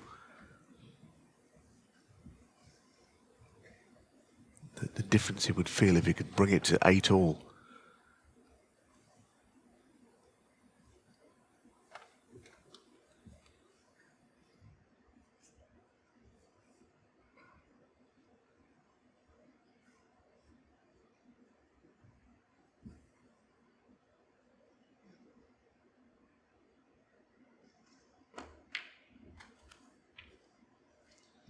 $33.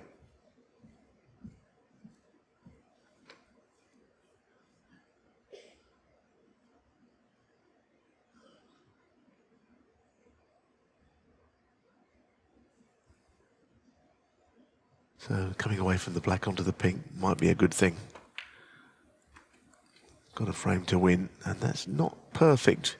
Sort of red up the table into the green pocket.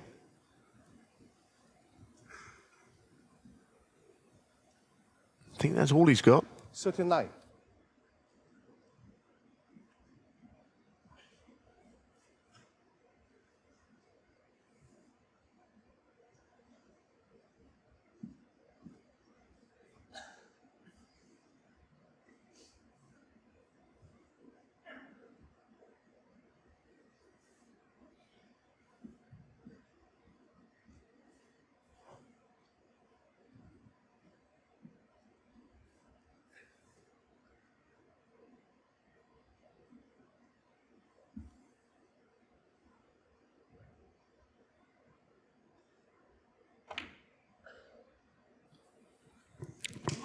Goodness me, that could not have got any closer.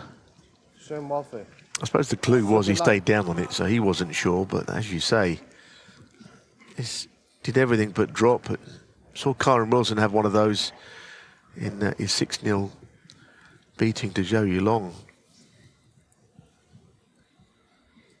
which may have seemed a rather odd result at the time. It was one of the frames where he led 66-0 and Zhou cleared it after a red finished over that top pocket. Just like that it was.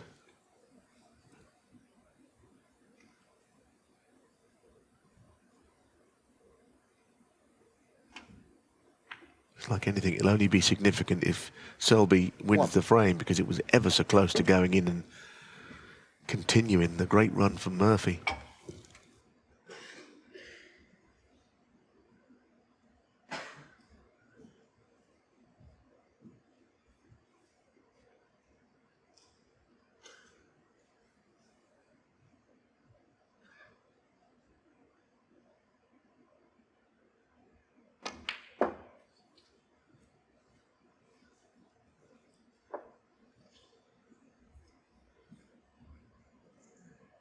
Three.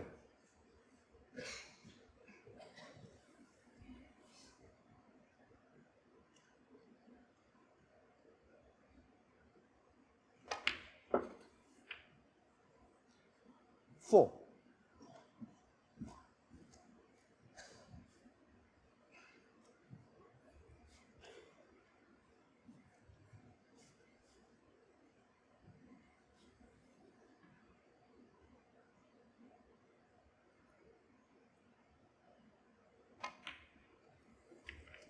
Very delicate shot and really well played. He played off the right side of the red in the bunch there to 9. ensure the cue ball stayed there by brushing into the red to the right of it. So what a chance to at least get back into the frame, maybe more.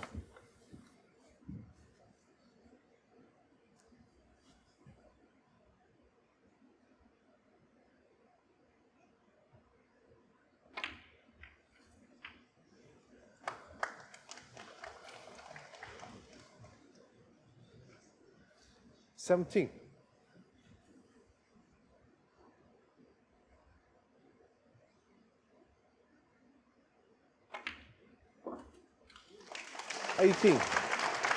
Mark Selby has just about been able to keep Shaun Murphy at bay in this match. Murphy has threatened on a number of occasions to evaporate the lead altogether, including just now when he missed that red by the finest of margins.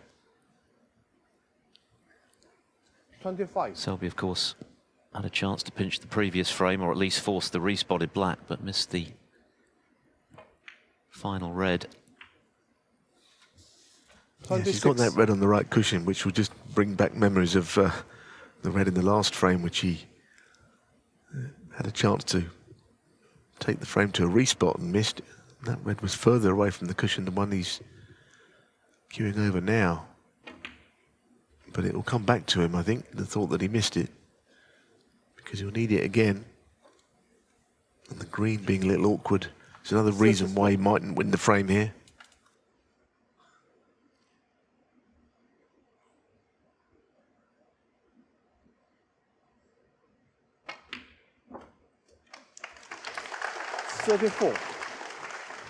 Just over screwing, so a little delicate nudge onto the three reds to hold the cue ball. He's got long action, Mark Selby, so it'd be an easy shot for him to play. Yeah, I mean, he doesn't have quite the same touch as one or two others on those shots because the cue comes right back.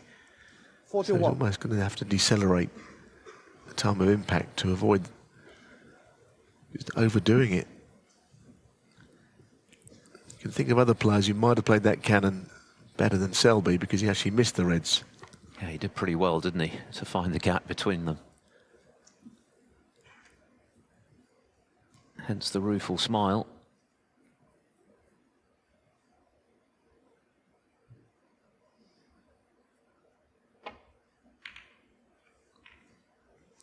So back in the frame, not as many as he would have hoped, but just 2 points between them now. Selby 41. And that's not the best. No, leaving the red on, I mean, it's never going to be described as an easy pot. But Murphy will certainly be attempting it.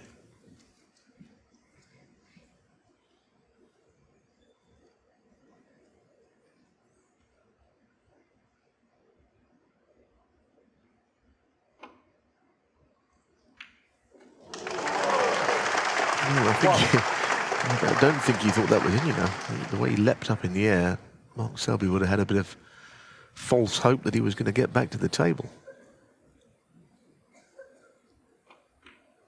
This is a very crucial moment in the context of the whole match. What happens in this break? 6.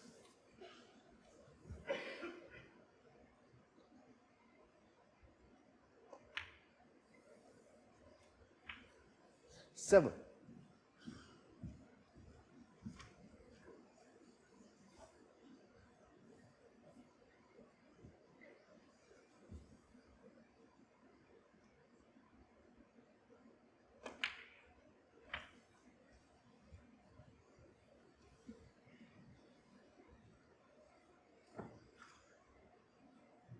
14.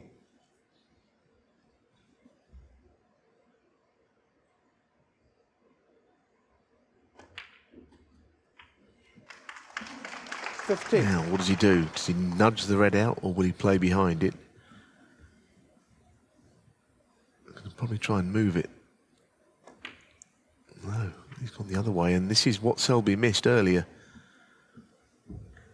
At least you've got more control when you're not playing the cannon. 22. But this has got to go in the same way Mark Selby's had to in the previous. Almost identical. And the same result, and he's left it just as Mark Selby did. 22. Yep, he's hit the same part of the pocket. He's hit the right jaw as we look.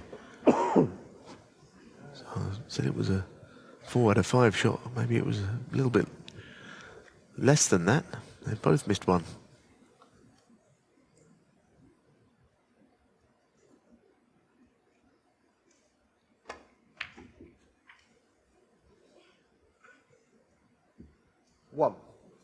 Cue ball is racing across the bed.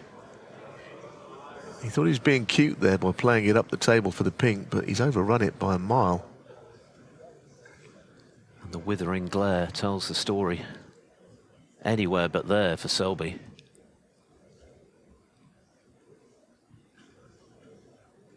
Well, you're going to get the snooker, but it's an easy one to hit. Selby 1. In the absence of any other meaningful shot that he could have played.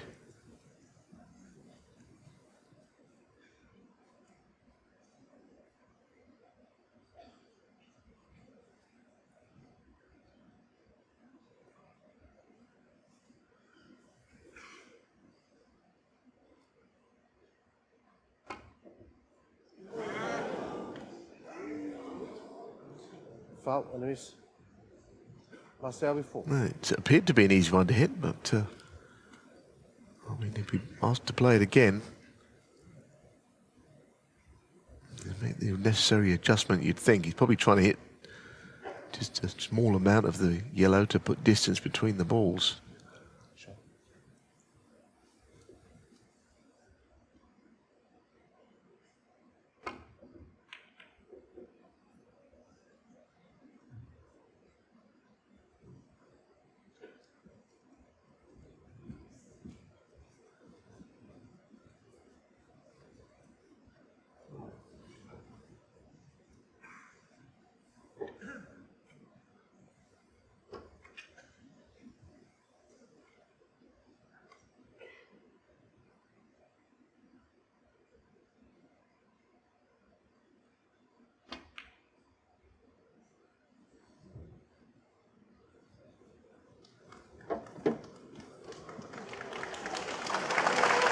a smattering of applause before the balls have stopped rolling. Some people seem to know how it's going to end.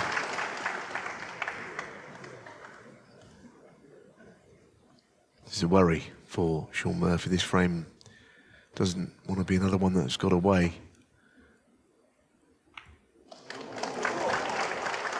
Yeah, be pleased with that. That's well played. That's really well played. Little tap of acknowledgement on the table from Selby, so down to the colours, huge frame. Selby hoping he's going to be 2 up with 3 to play at the end of it.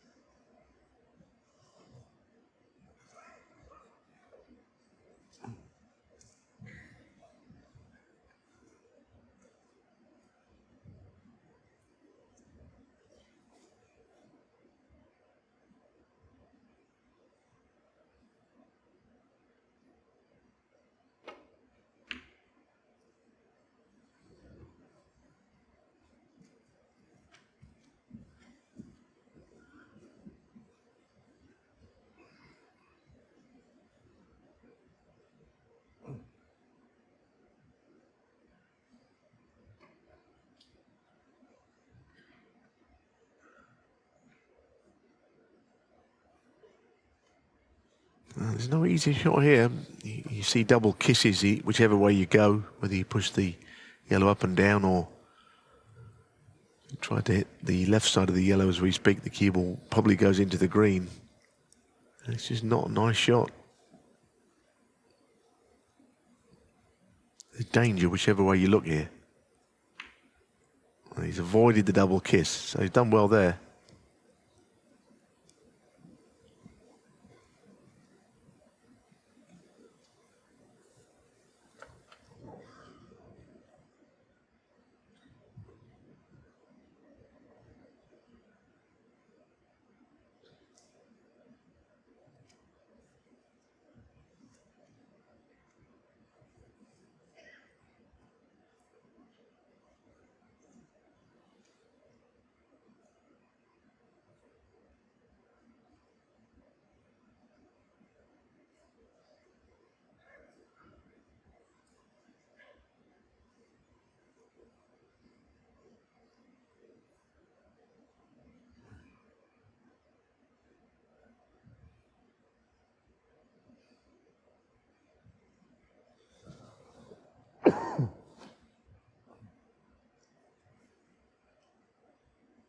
Yeah, he's had a long look at this and he's not really any closer to making a positive decision as to what to play.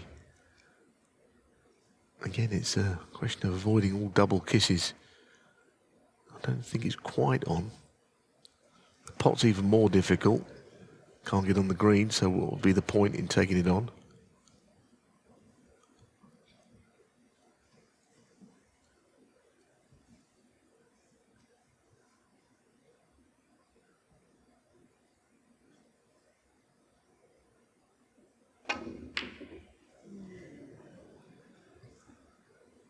He did take it on. What a difficult shot it was. He missed it by a mile. So, has he got the shot to get from yellow to green? Crucially, he'll only need the green. He wouldn't have to take the break any further. So he could roll the green in if he was behind it. Wouldn't have to play on the brown.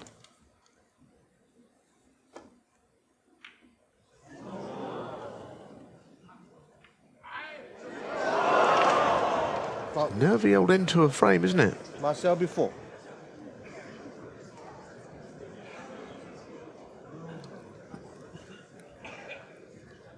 Inevitably, as we reach the sharp end of this semi-final, the pressure increases, the nerves kick in.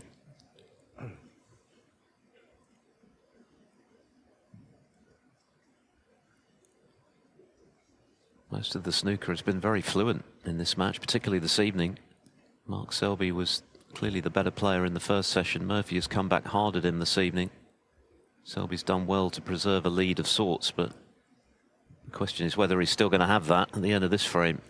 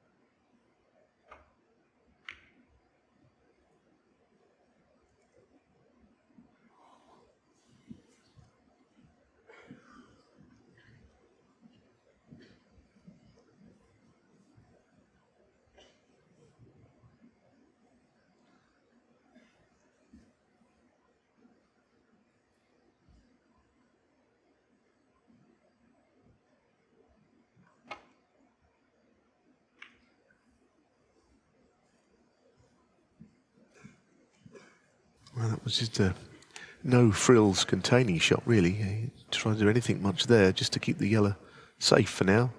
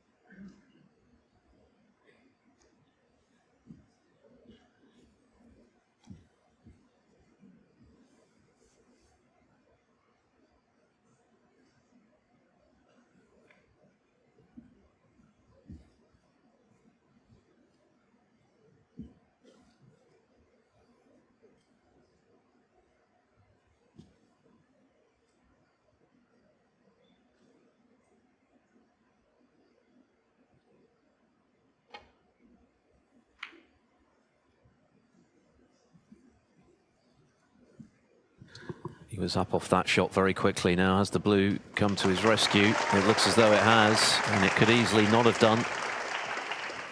Yeah, I don't know what he played. Clearly the cue ball should not be in the middle of the table. A bit lucky in the end, Selby.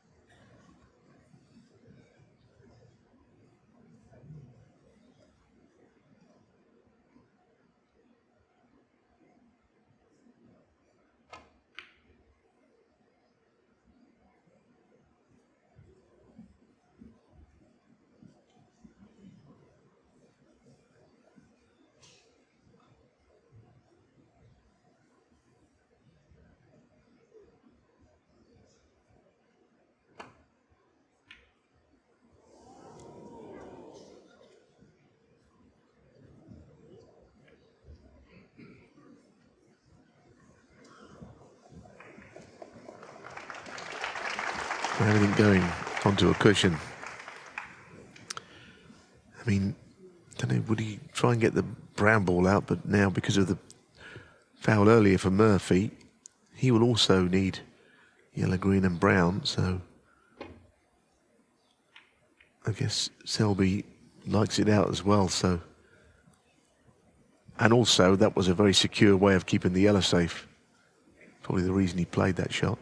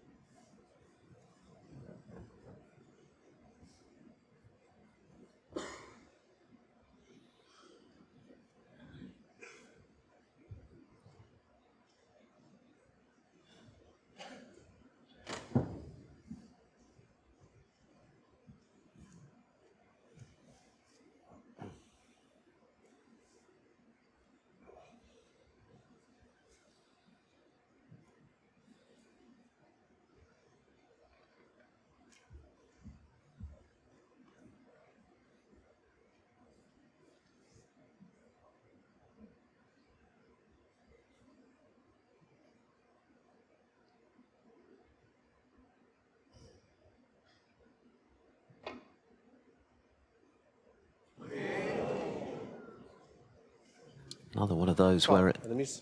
looked as though there was scarcely room for the cue ball to go around the back of the yellow, but it did. Very unlike Mark Selby to play that shot and not make any contact. Snooker looked very hittable for him.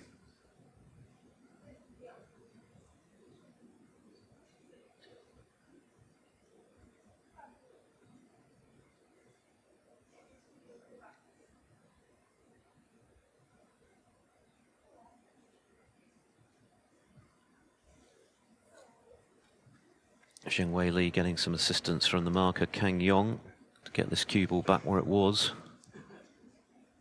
Everyone's agreed. He's playing it again, but with an adjustment, no doubt, to hit it off 2 cushions. It's well played. A lot better.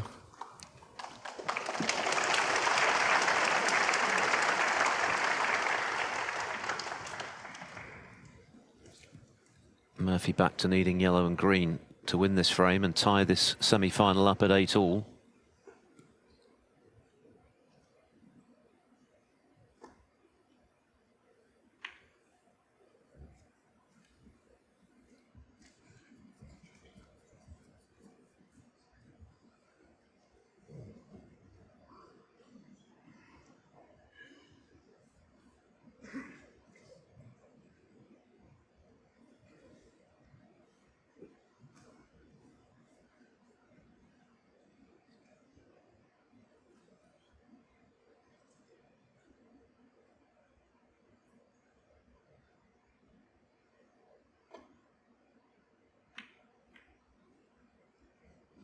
Not guaranteed to be the whoever wins this frame wins the match, but I guess if Selby wins it, then there's it takes into within a frame. So that's the reason there's all this tension, because clearly Murphy cannot afford to throw this one away, as he has 1 or 2 others.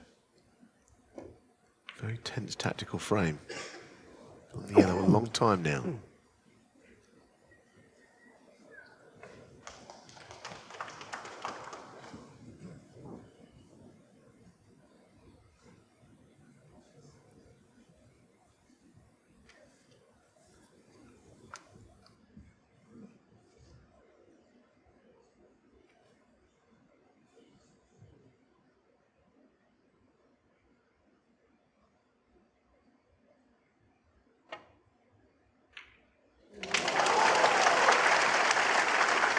Two.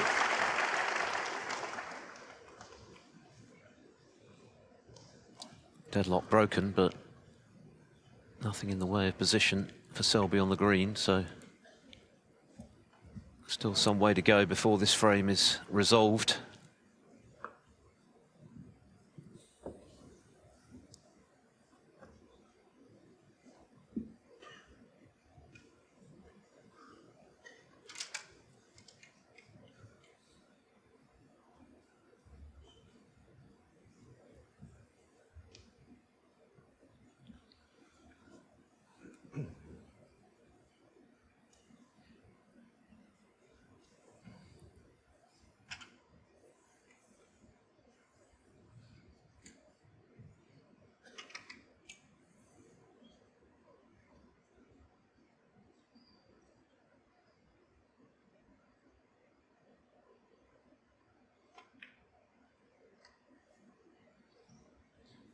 Marcel with 2. Once again, not trying a great deal on that shot, except just to keep the ball safe for 1. And it's not a simple table for either player. Murphy still needs 2 pots.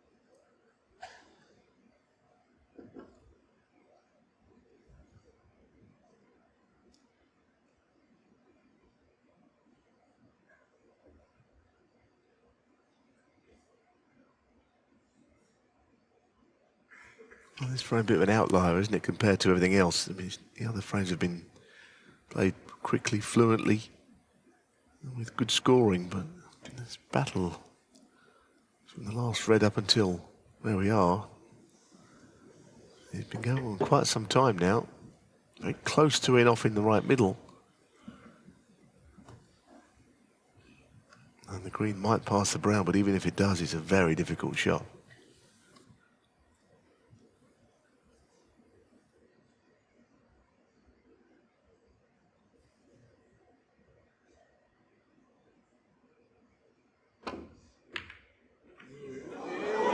Oh, wow. Foul. Selby 4. Wow, what a big moment that is in this frame and indeed in this match as we head towards the finale.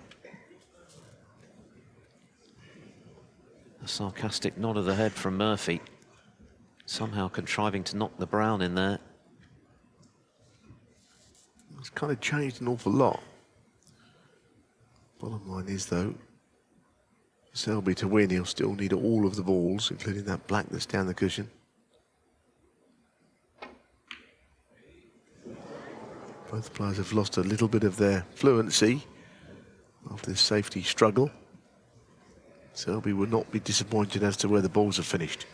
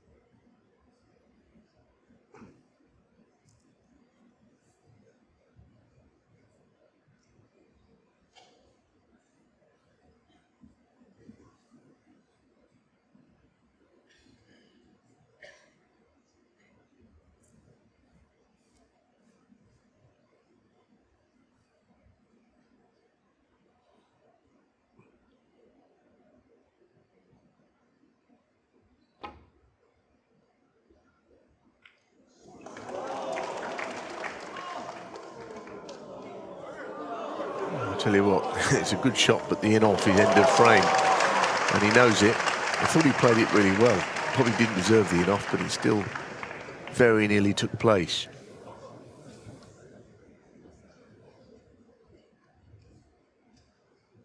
As it is, pretty unpleasant cueing for Murphy, right in the jaws of the pocket.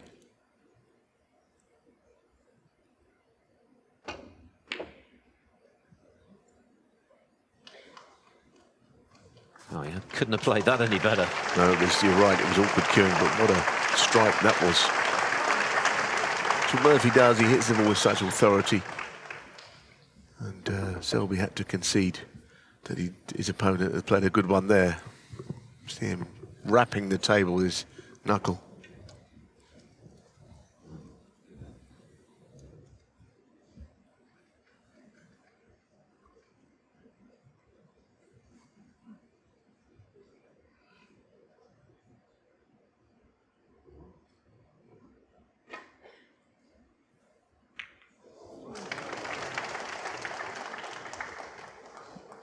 Well, that's either good or bad. He's left this as a possible pot, but very difficult. The black has been nudged into a much more favourable position when it comes to possible clearance from Selby at the end of all this marathon frame.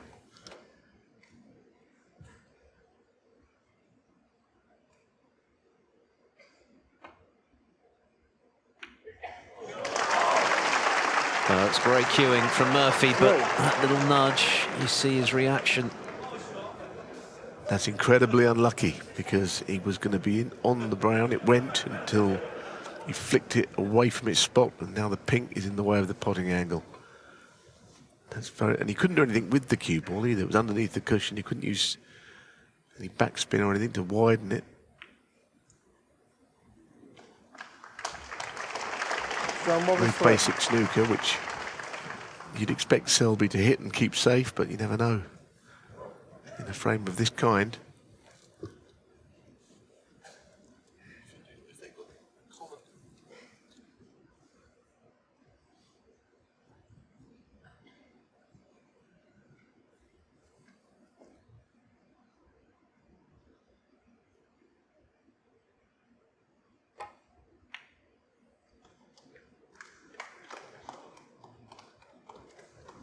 I just had a feeling that Selby was going to pinch this frame after everything that's gone before, but that won't happen if he knocks this in and gets in behind the blue.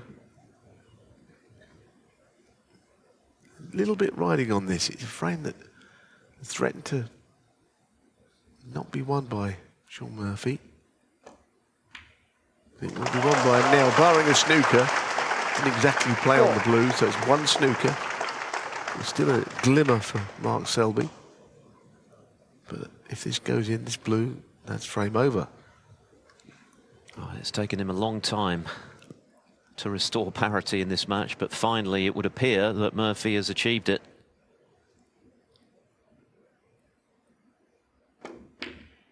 He definitely has now. Great bit of cueing from Murphy. And what a finale we have on our hands from here. It's a best of 3 for a place in the final.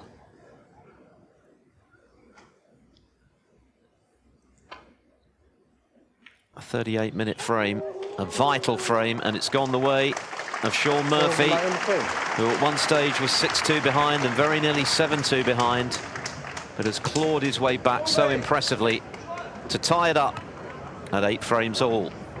All to play for in this first semi-final on day 5 of the Shanghai Masters. A possible 3 frames still to come, nothing to choose.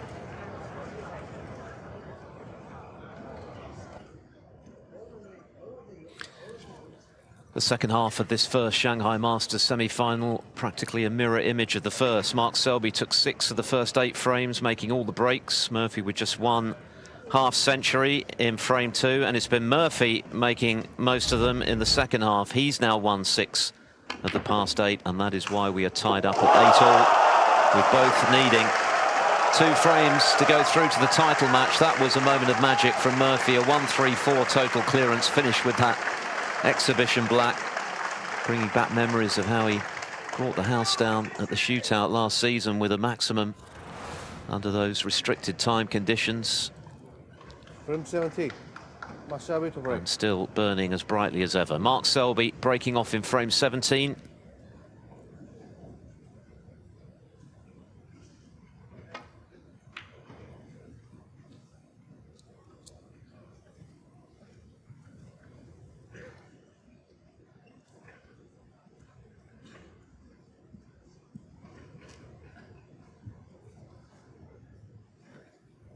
And Shaun Murphy looking to take the lead in this match for the first time.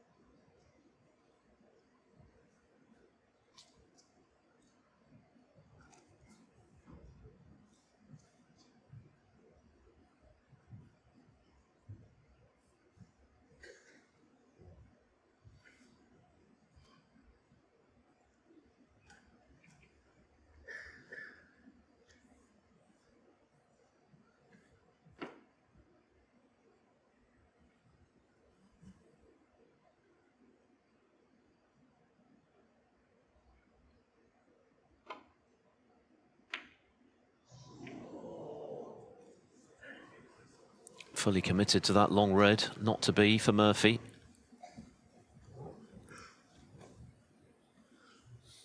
Just overcut it. He'll be delighted though with the way he's fought back. It was looking a bit grim at 6-2 with Selby looking good for 7-2 before he missed the pink at the end of the first session.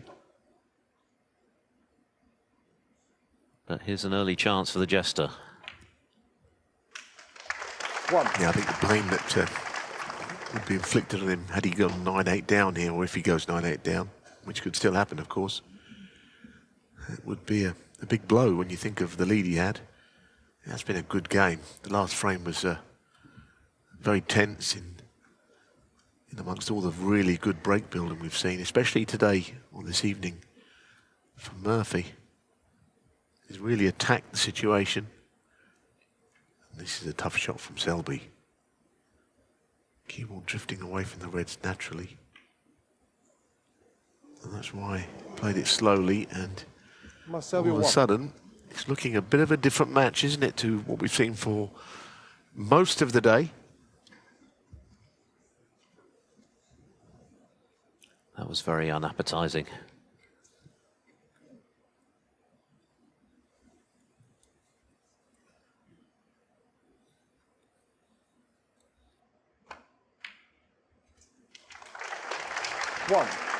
The thing is, can Murphy continue this aggressive approach to the match, or now that he feels he's in with a good chance, will that somewhere slow him down, make him think a little differently? I don't think it will. I think generally he's a better player when he attacks, and he knows it. There's a big snooker semi-final to be won here, and he's put himself right back in the mix. 8. Not least the guaranteed six-figure sum for winning this match, £105,000 for certain. 9. For whoever comes out on top. And of course the chance to double that if you can go on to win the trophy on Sunday.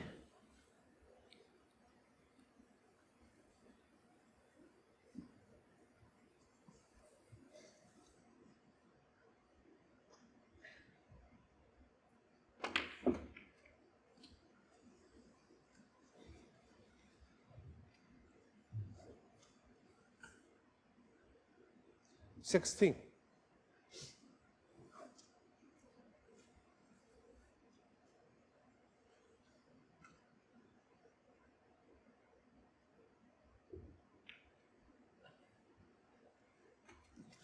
$17.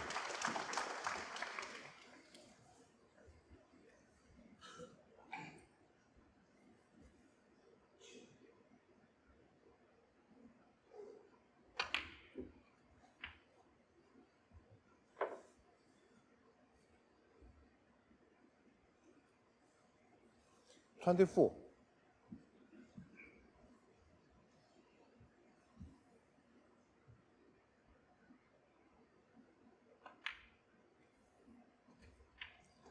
$25.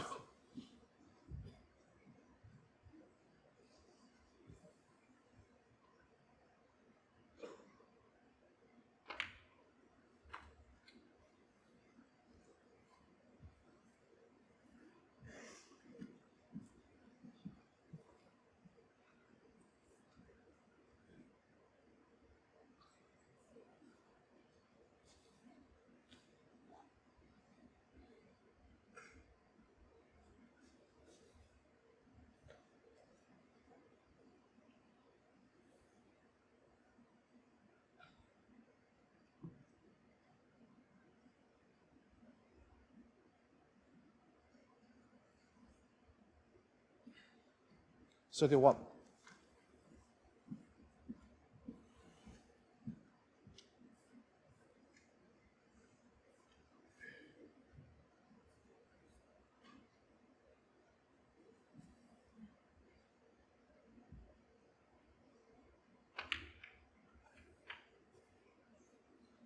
Well, he took great note in the pink where it went, and would it still pop past the reds when we spotted? The answer is yes.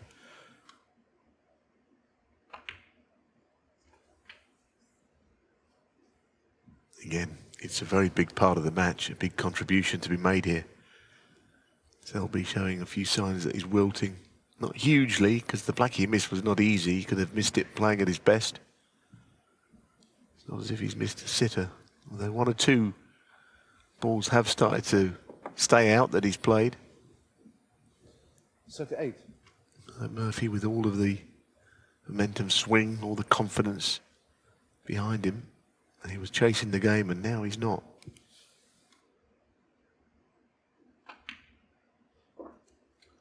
$39. Yes, there's no question that Murphy has been a stronger player in the second half of this match, just as Selby was in the first. But of course, you'd rather be In Murphy's shoes in that regard, it's how you finish rather than how you start. Yeah, if you go back to the earlier session, it was 46. 6-2 going on 7-2, wasn't it, in the favour of Mark Selby. Seems an awfully long time ago now. 47.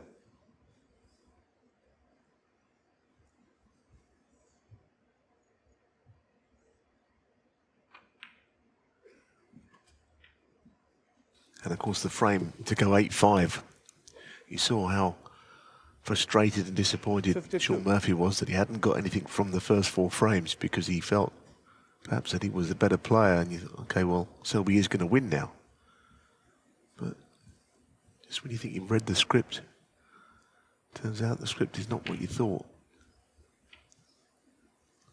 53. But this frame isn't won. He's just got this big shot on the pink where it disturbed reds, and if this goes as he hopes, then I think it will be end of frame.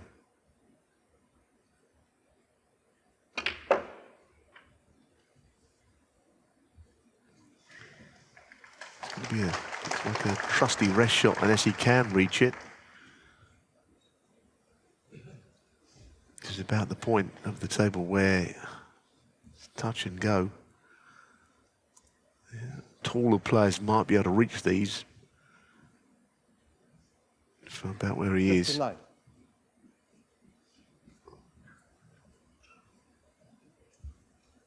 But he is such a good rest player, he's happy to take up that option. Doesn't make it an easy shot, even how good he is with it.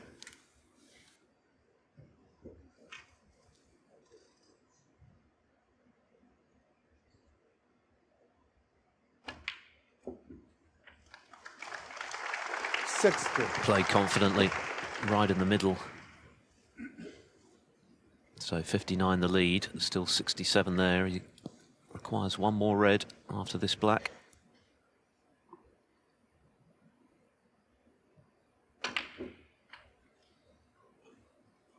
And what a terrific bit of cueing that was as well. Loads of action on the cue ball. 67. Yeah, wasn't it just? Now he's on the red to left corner, which will take him into the lead. Goodness, what a turnaround in this match.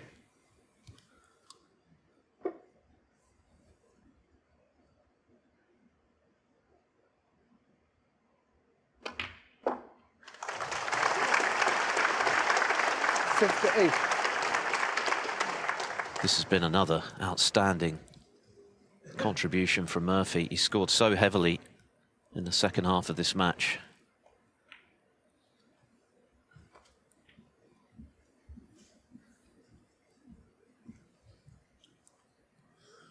.72 to win that all-important final frame of the first session that just gave him a lift. Visibly so, he left with a smile on his face. Selby was looking a bit grumpier, even though he was 6-3 in front, because 74. maybe he knew that something like this might be coming. And since then, 140, 61, 57, 134, 67, and now this break to take the lead for the first time in the match. 81.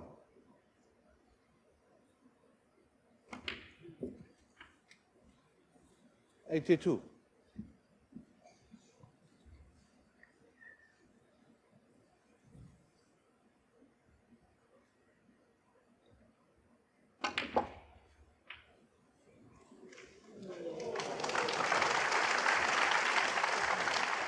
You can still pop this. Very, very close quarters with the red, and of course it could be a push shot if you're not careful.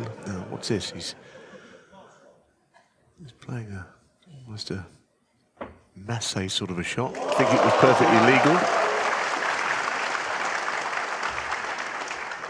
May not be one that you would want to try at home if you're not a very experienced player, because the cloth might go on the table you're playing it on. Oh, goodness. I mean, he's still got to win this match, and but he's 9-8 up, and it feels a very different game of snooker. He has got to convert it, though. It's not so easy to get 97. that winning frame all the time, whatever's gone before. But all the hard work he's done, maybe we just bring a bit of extra pressure. He looks under no pressure.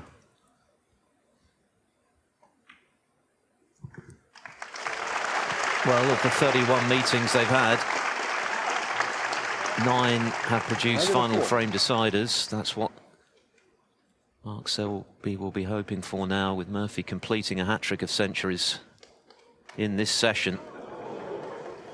The yellow doesn't matter. 104, another sparkling break from Shaun Murphy, taking the lead for the first time, and what a time to do it, to put him 1 up with 2 to play here in Shanghai.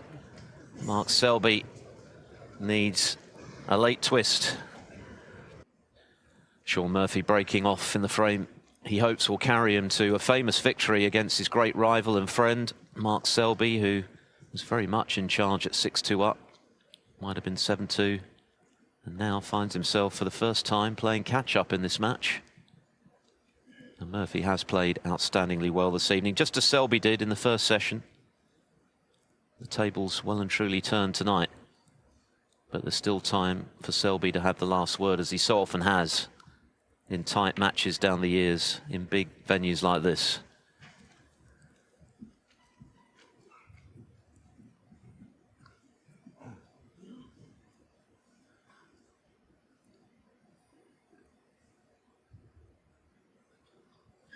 Indeed, his very first ranking title rather set the tone for his career for Mark Selby. 3 down with 4 to play against Ronnie O'Sullivan before lifting the Welsh Open way back in 2008. And many, many more examples of overturning giant deficits. He did it twice in World Finals, of course, against O'Sullivan and John Higgins.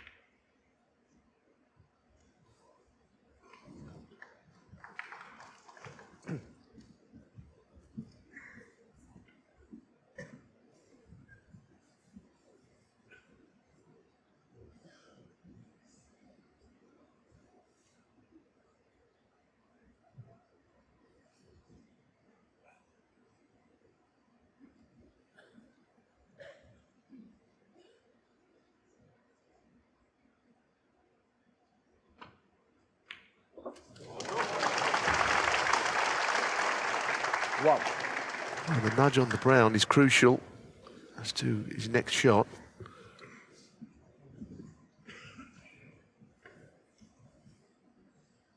Yes, it's okay, because he's on the green. Now, what a chance.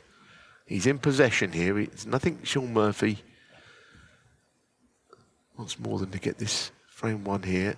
And there's nothing Mark Selby can do about it. And that's an uncomfortable feeling in a snooker match, when you're sitting there hoping your opponent will miss, and if not, the match is over.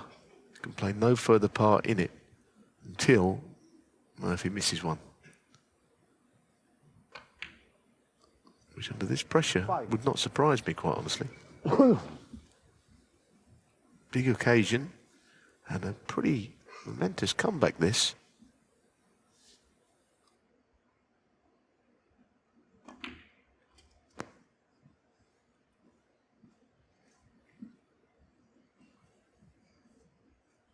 Ten.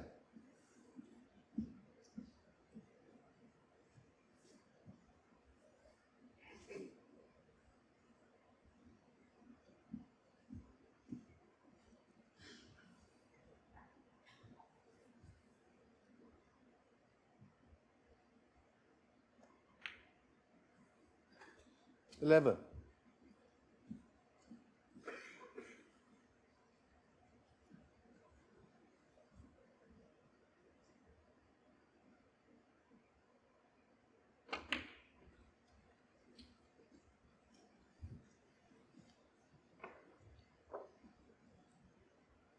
$18.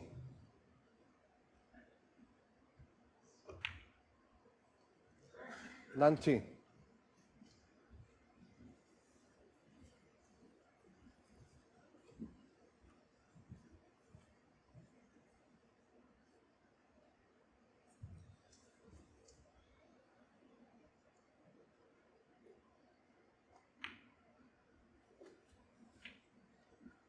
Yeah, just playing it safe there in that region where he's got choice of at least 2 reds.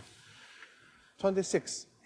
And he's played ever so well, hasn't he, in the second half of this match. He's never given up, even when he lost a bad frame to go 8-5.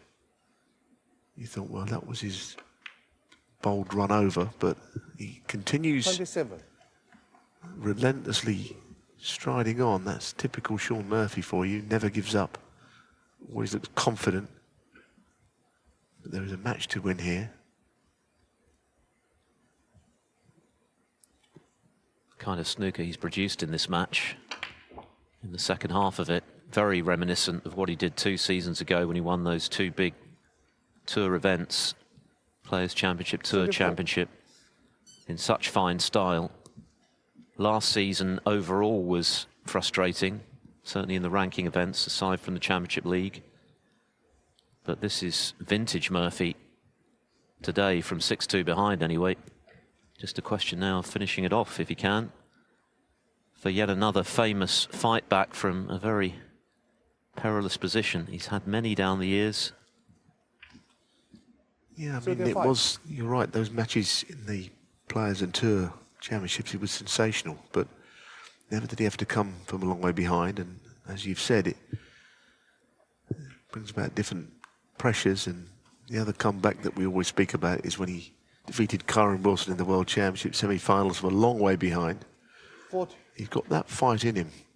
There's no doubt about it. And if anything, it sort of frees him up to play even better and more attractive snooker when he's behind. But now is the point where he can sort of join the dots, really, and finish the match off.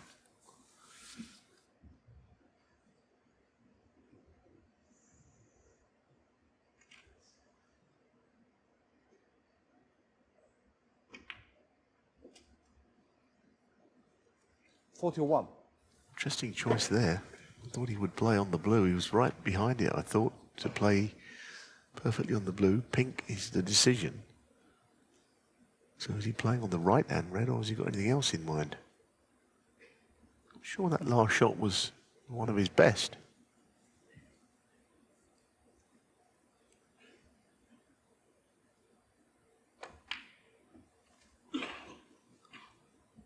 Well, that's fine.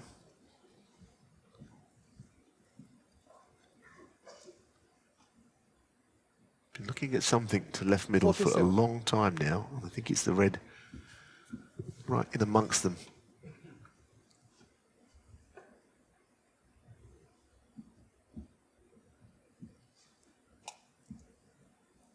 The half a dozen reds are all basically in each other's way. He might have found one in the middle that was just creeps past the others.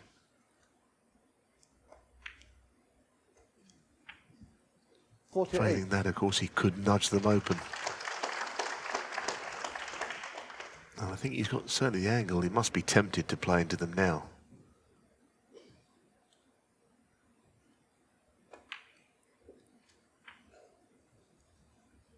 Wow, what a decision to make. He's played on the plant. And it's not a certainty. 55. He absolutely had a shot to go into them.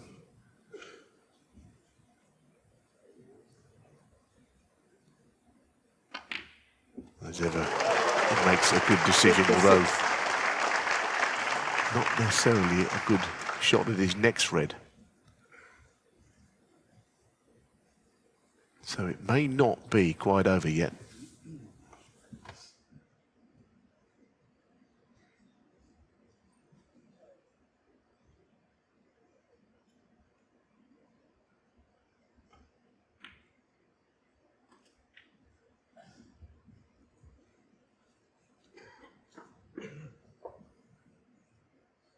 $61. Well, this is the moment Mark Selby sits there knowing that if this goes in, it probably is game over. But a lot resting on this shot. Nothing safe. But he stroked it in. That was a beautiful bit of cueing from Shaun Murphy, because they were all there for Selby for an effective counter. Yeah, I think if he does win, there might be a celebration of some kind, because it's been a spectacular comeback, this. I don't think he'll do anything till the next red goes in. When it does, he knows he's in the final. He's really deserved it. He's been brilliant tonight. 1 or 2 setbacks.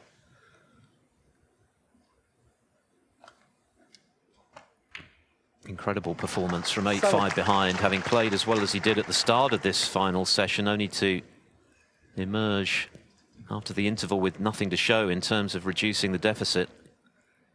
He's managed to put together a 5-frame burst. Incredible performance from Murphy. This is Murphy at his brilliant best. And it's good to see. He's a real asset to the game, Murphy. So good to watch. Great attitude, great temperament, and once again, not fazed by a deficit against one of the world's best. Yes, he had a pretty poor season after winning early in the Championship League. The rest of it was a bit of a write-off. But as sure as night follows day, he was always going to come back because he's too good a player not to.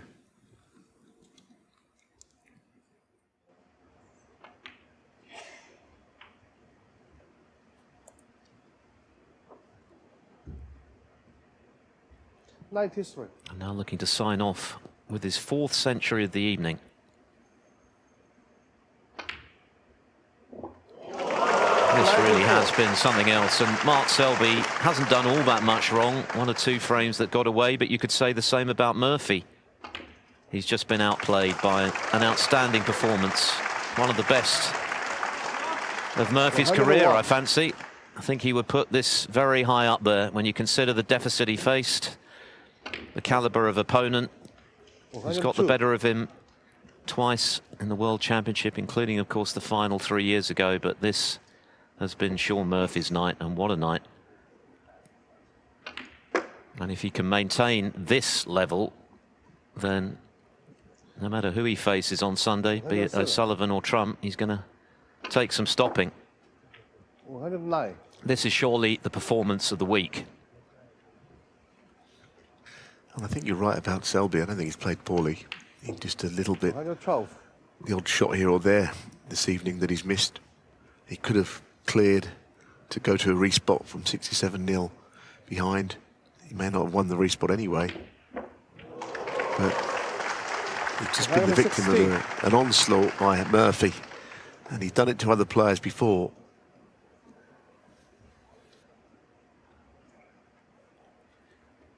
And I'm sure that Selby will congratulate him warmly. They're close off the table. That was a devastating performance from Shaun Murphy. What a fight back, and there it is. Warmly congratulated by the 4-times world champion. 5 frames in a row, 8 of the last 10 from the magician. And that really was magical. Can he replicate it in the final? If he does, he will take some beating. Fantastic performance from Shaun Murphy to turn around a 6-2 deficit to go through to the Shanghai Masters final by 10 frames to 8. This competition is finished. Thank you for your attendance. Please exit the venue in an orderly manner. When you leave the seat. So Murphy can look forward to the title match on Sunday. For Mark Selby, disappointment, but gracious in defeat. He knows he's been outplayed by an exceptional display this evening from the former world champion.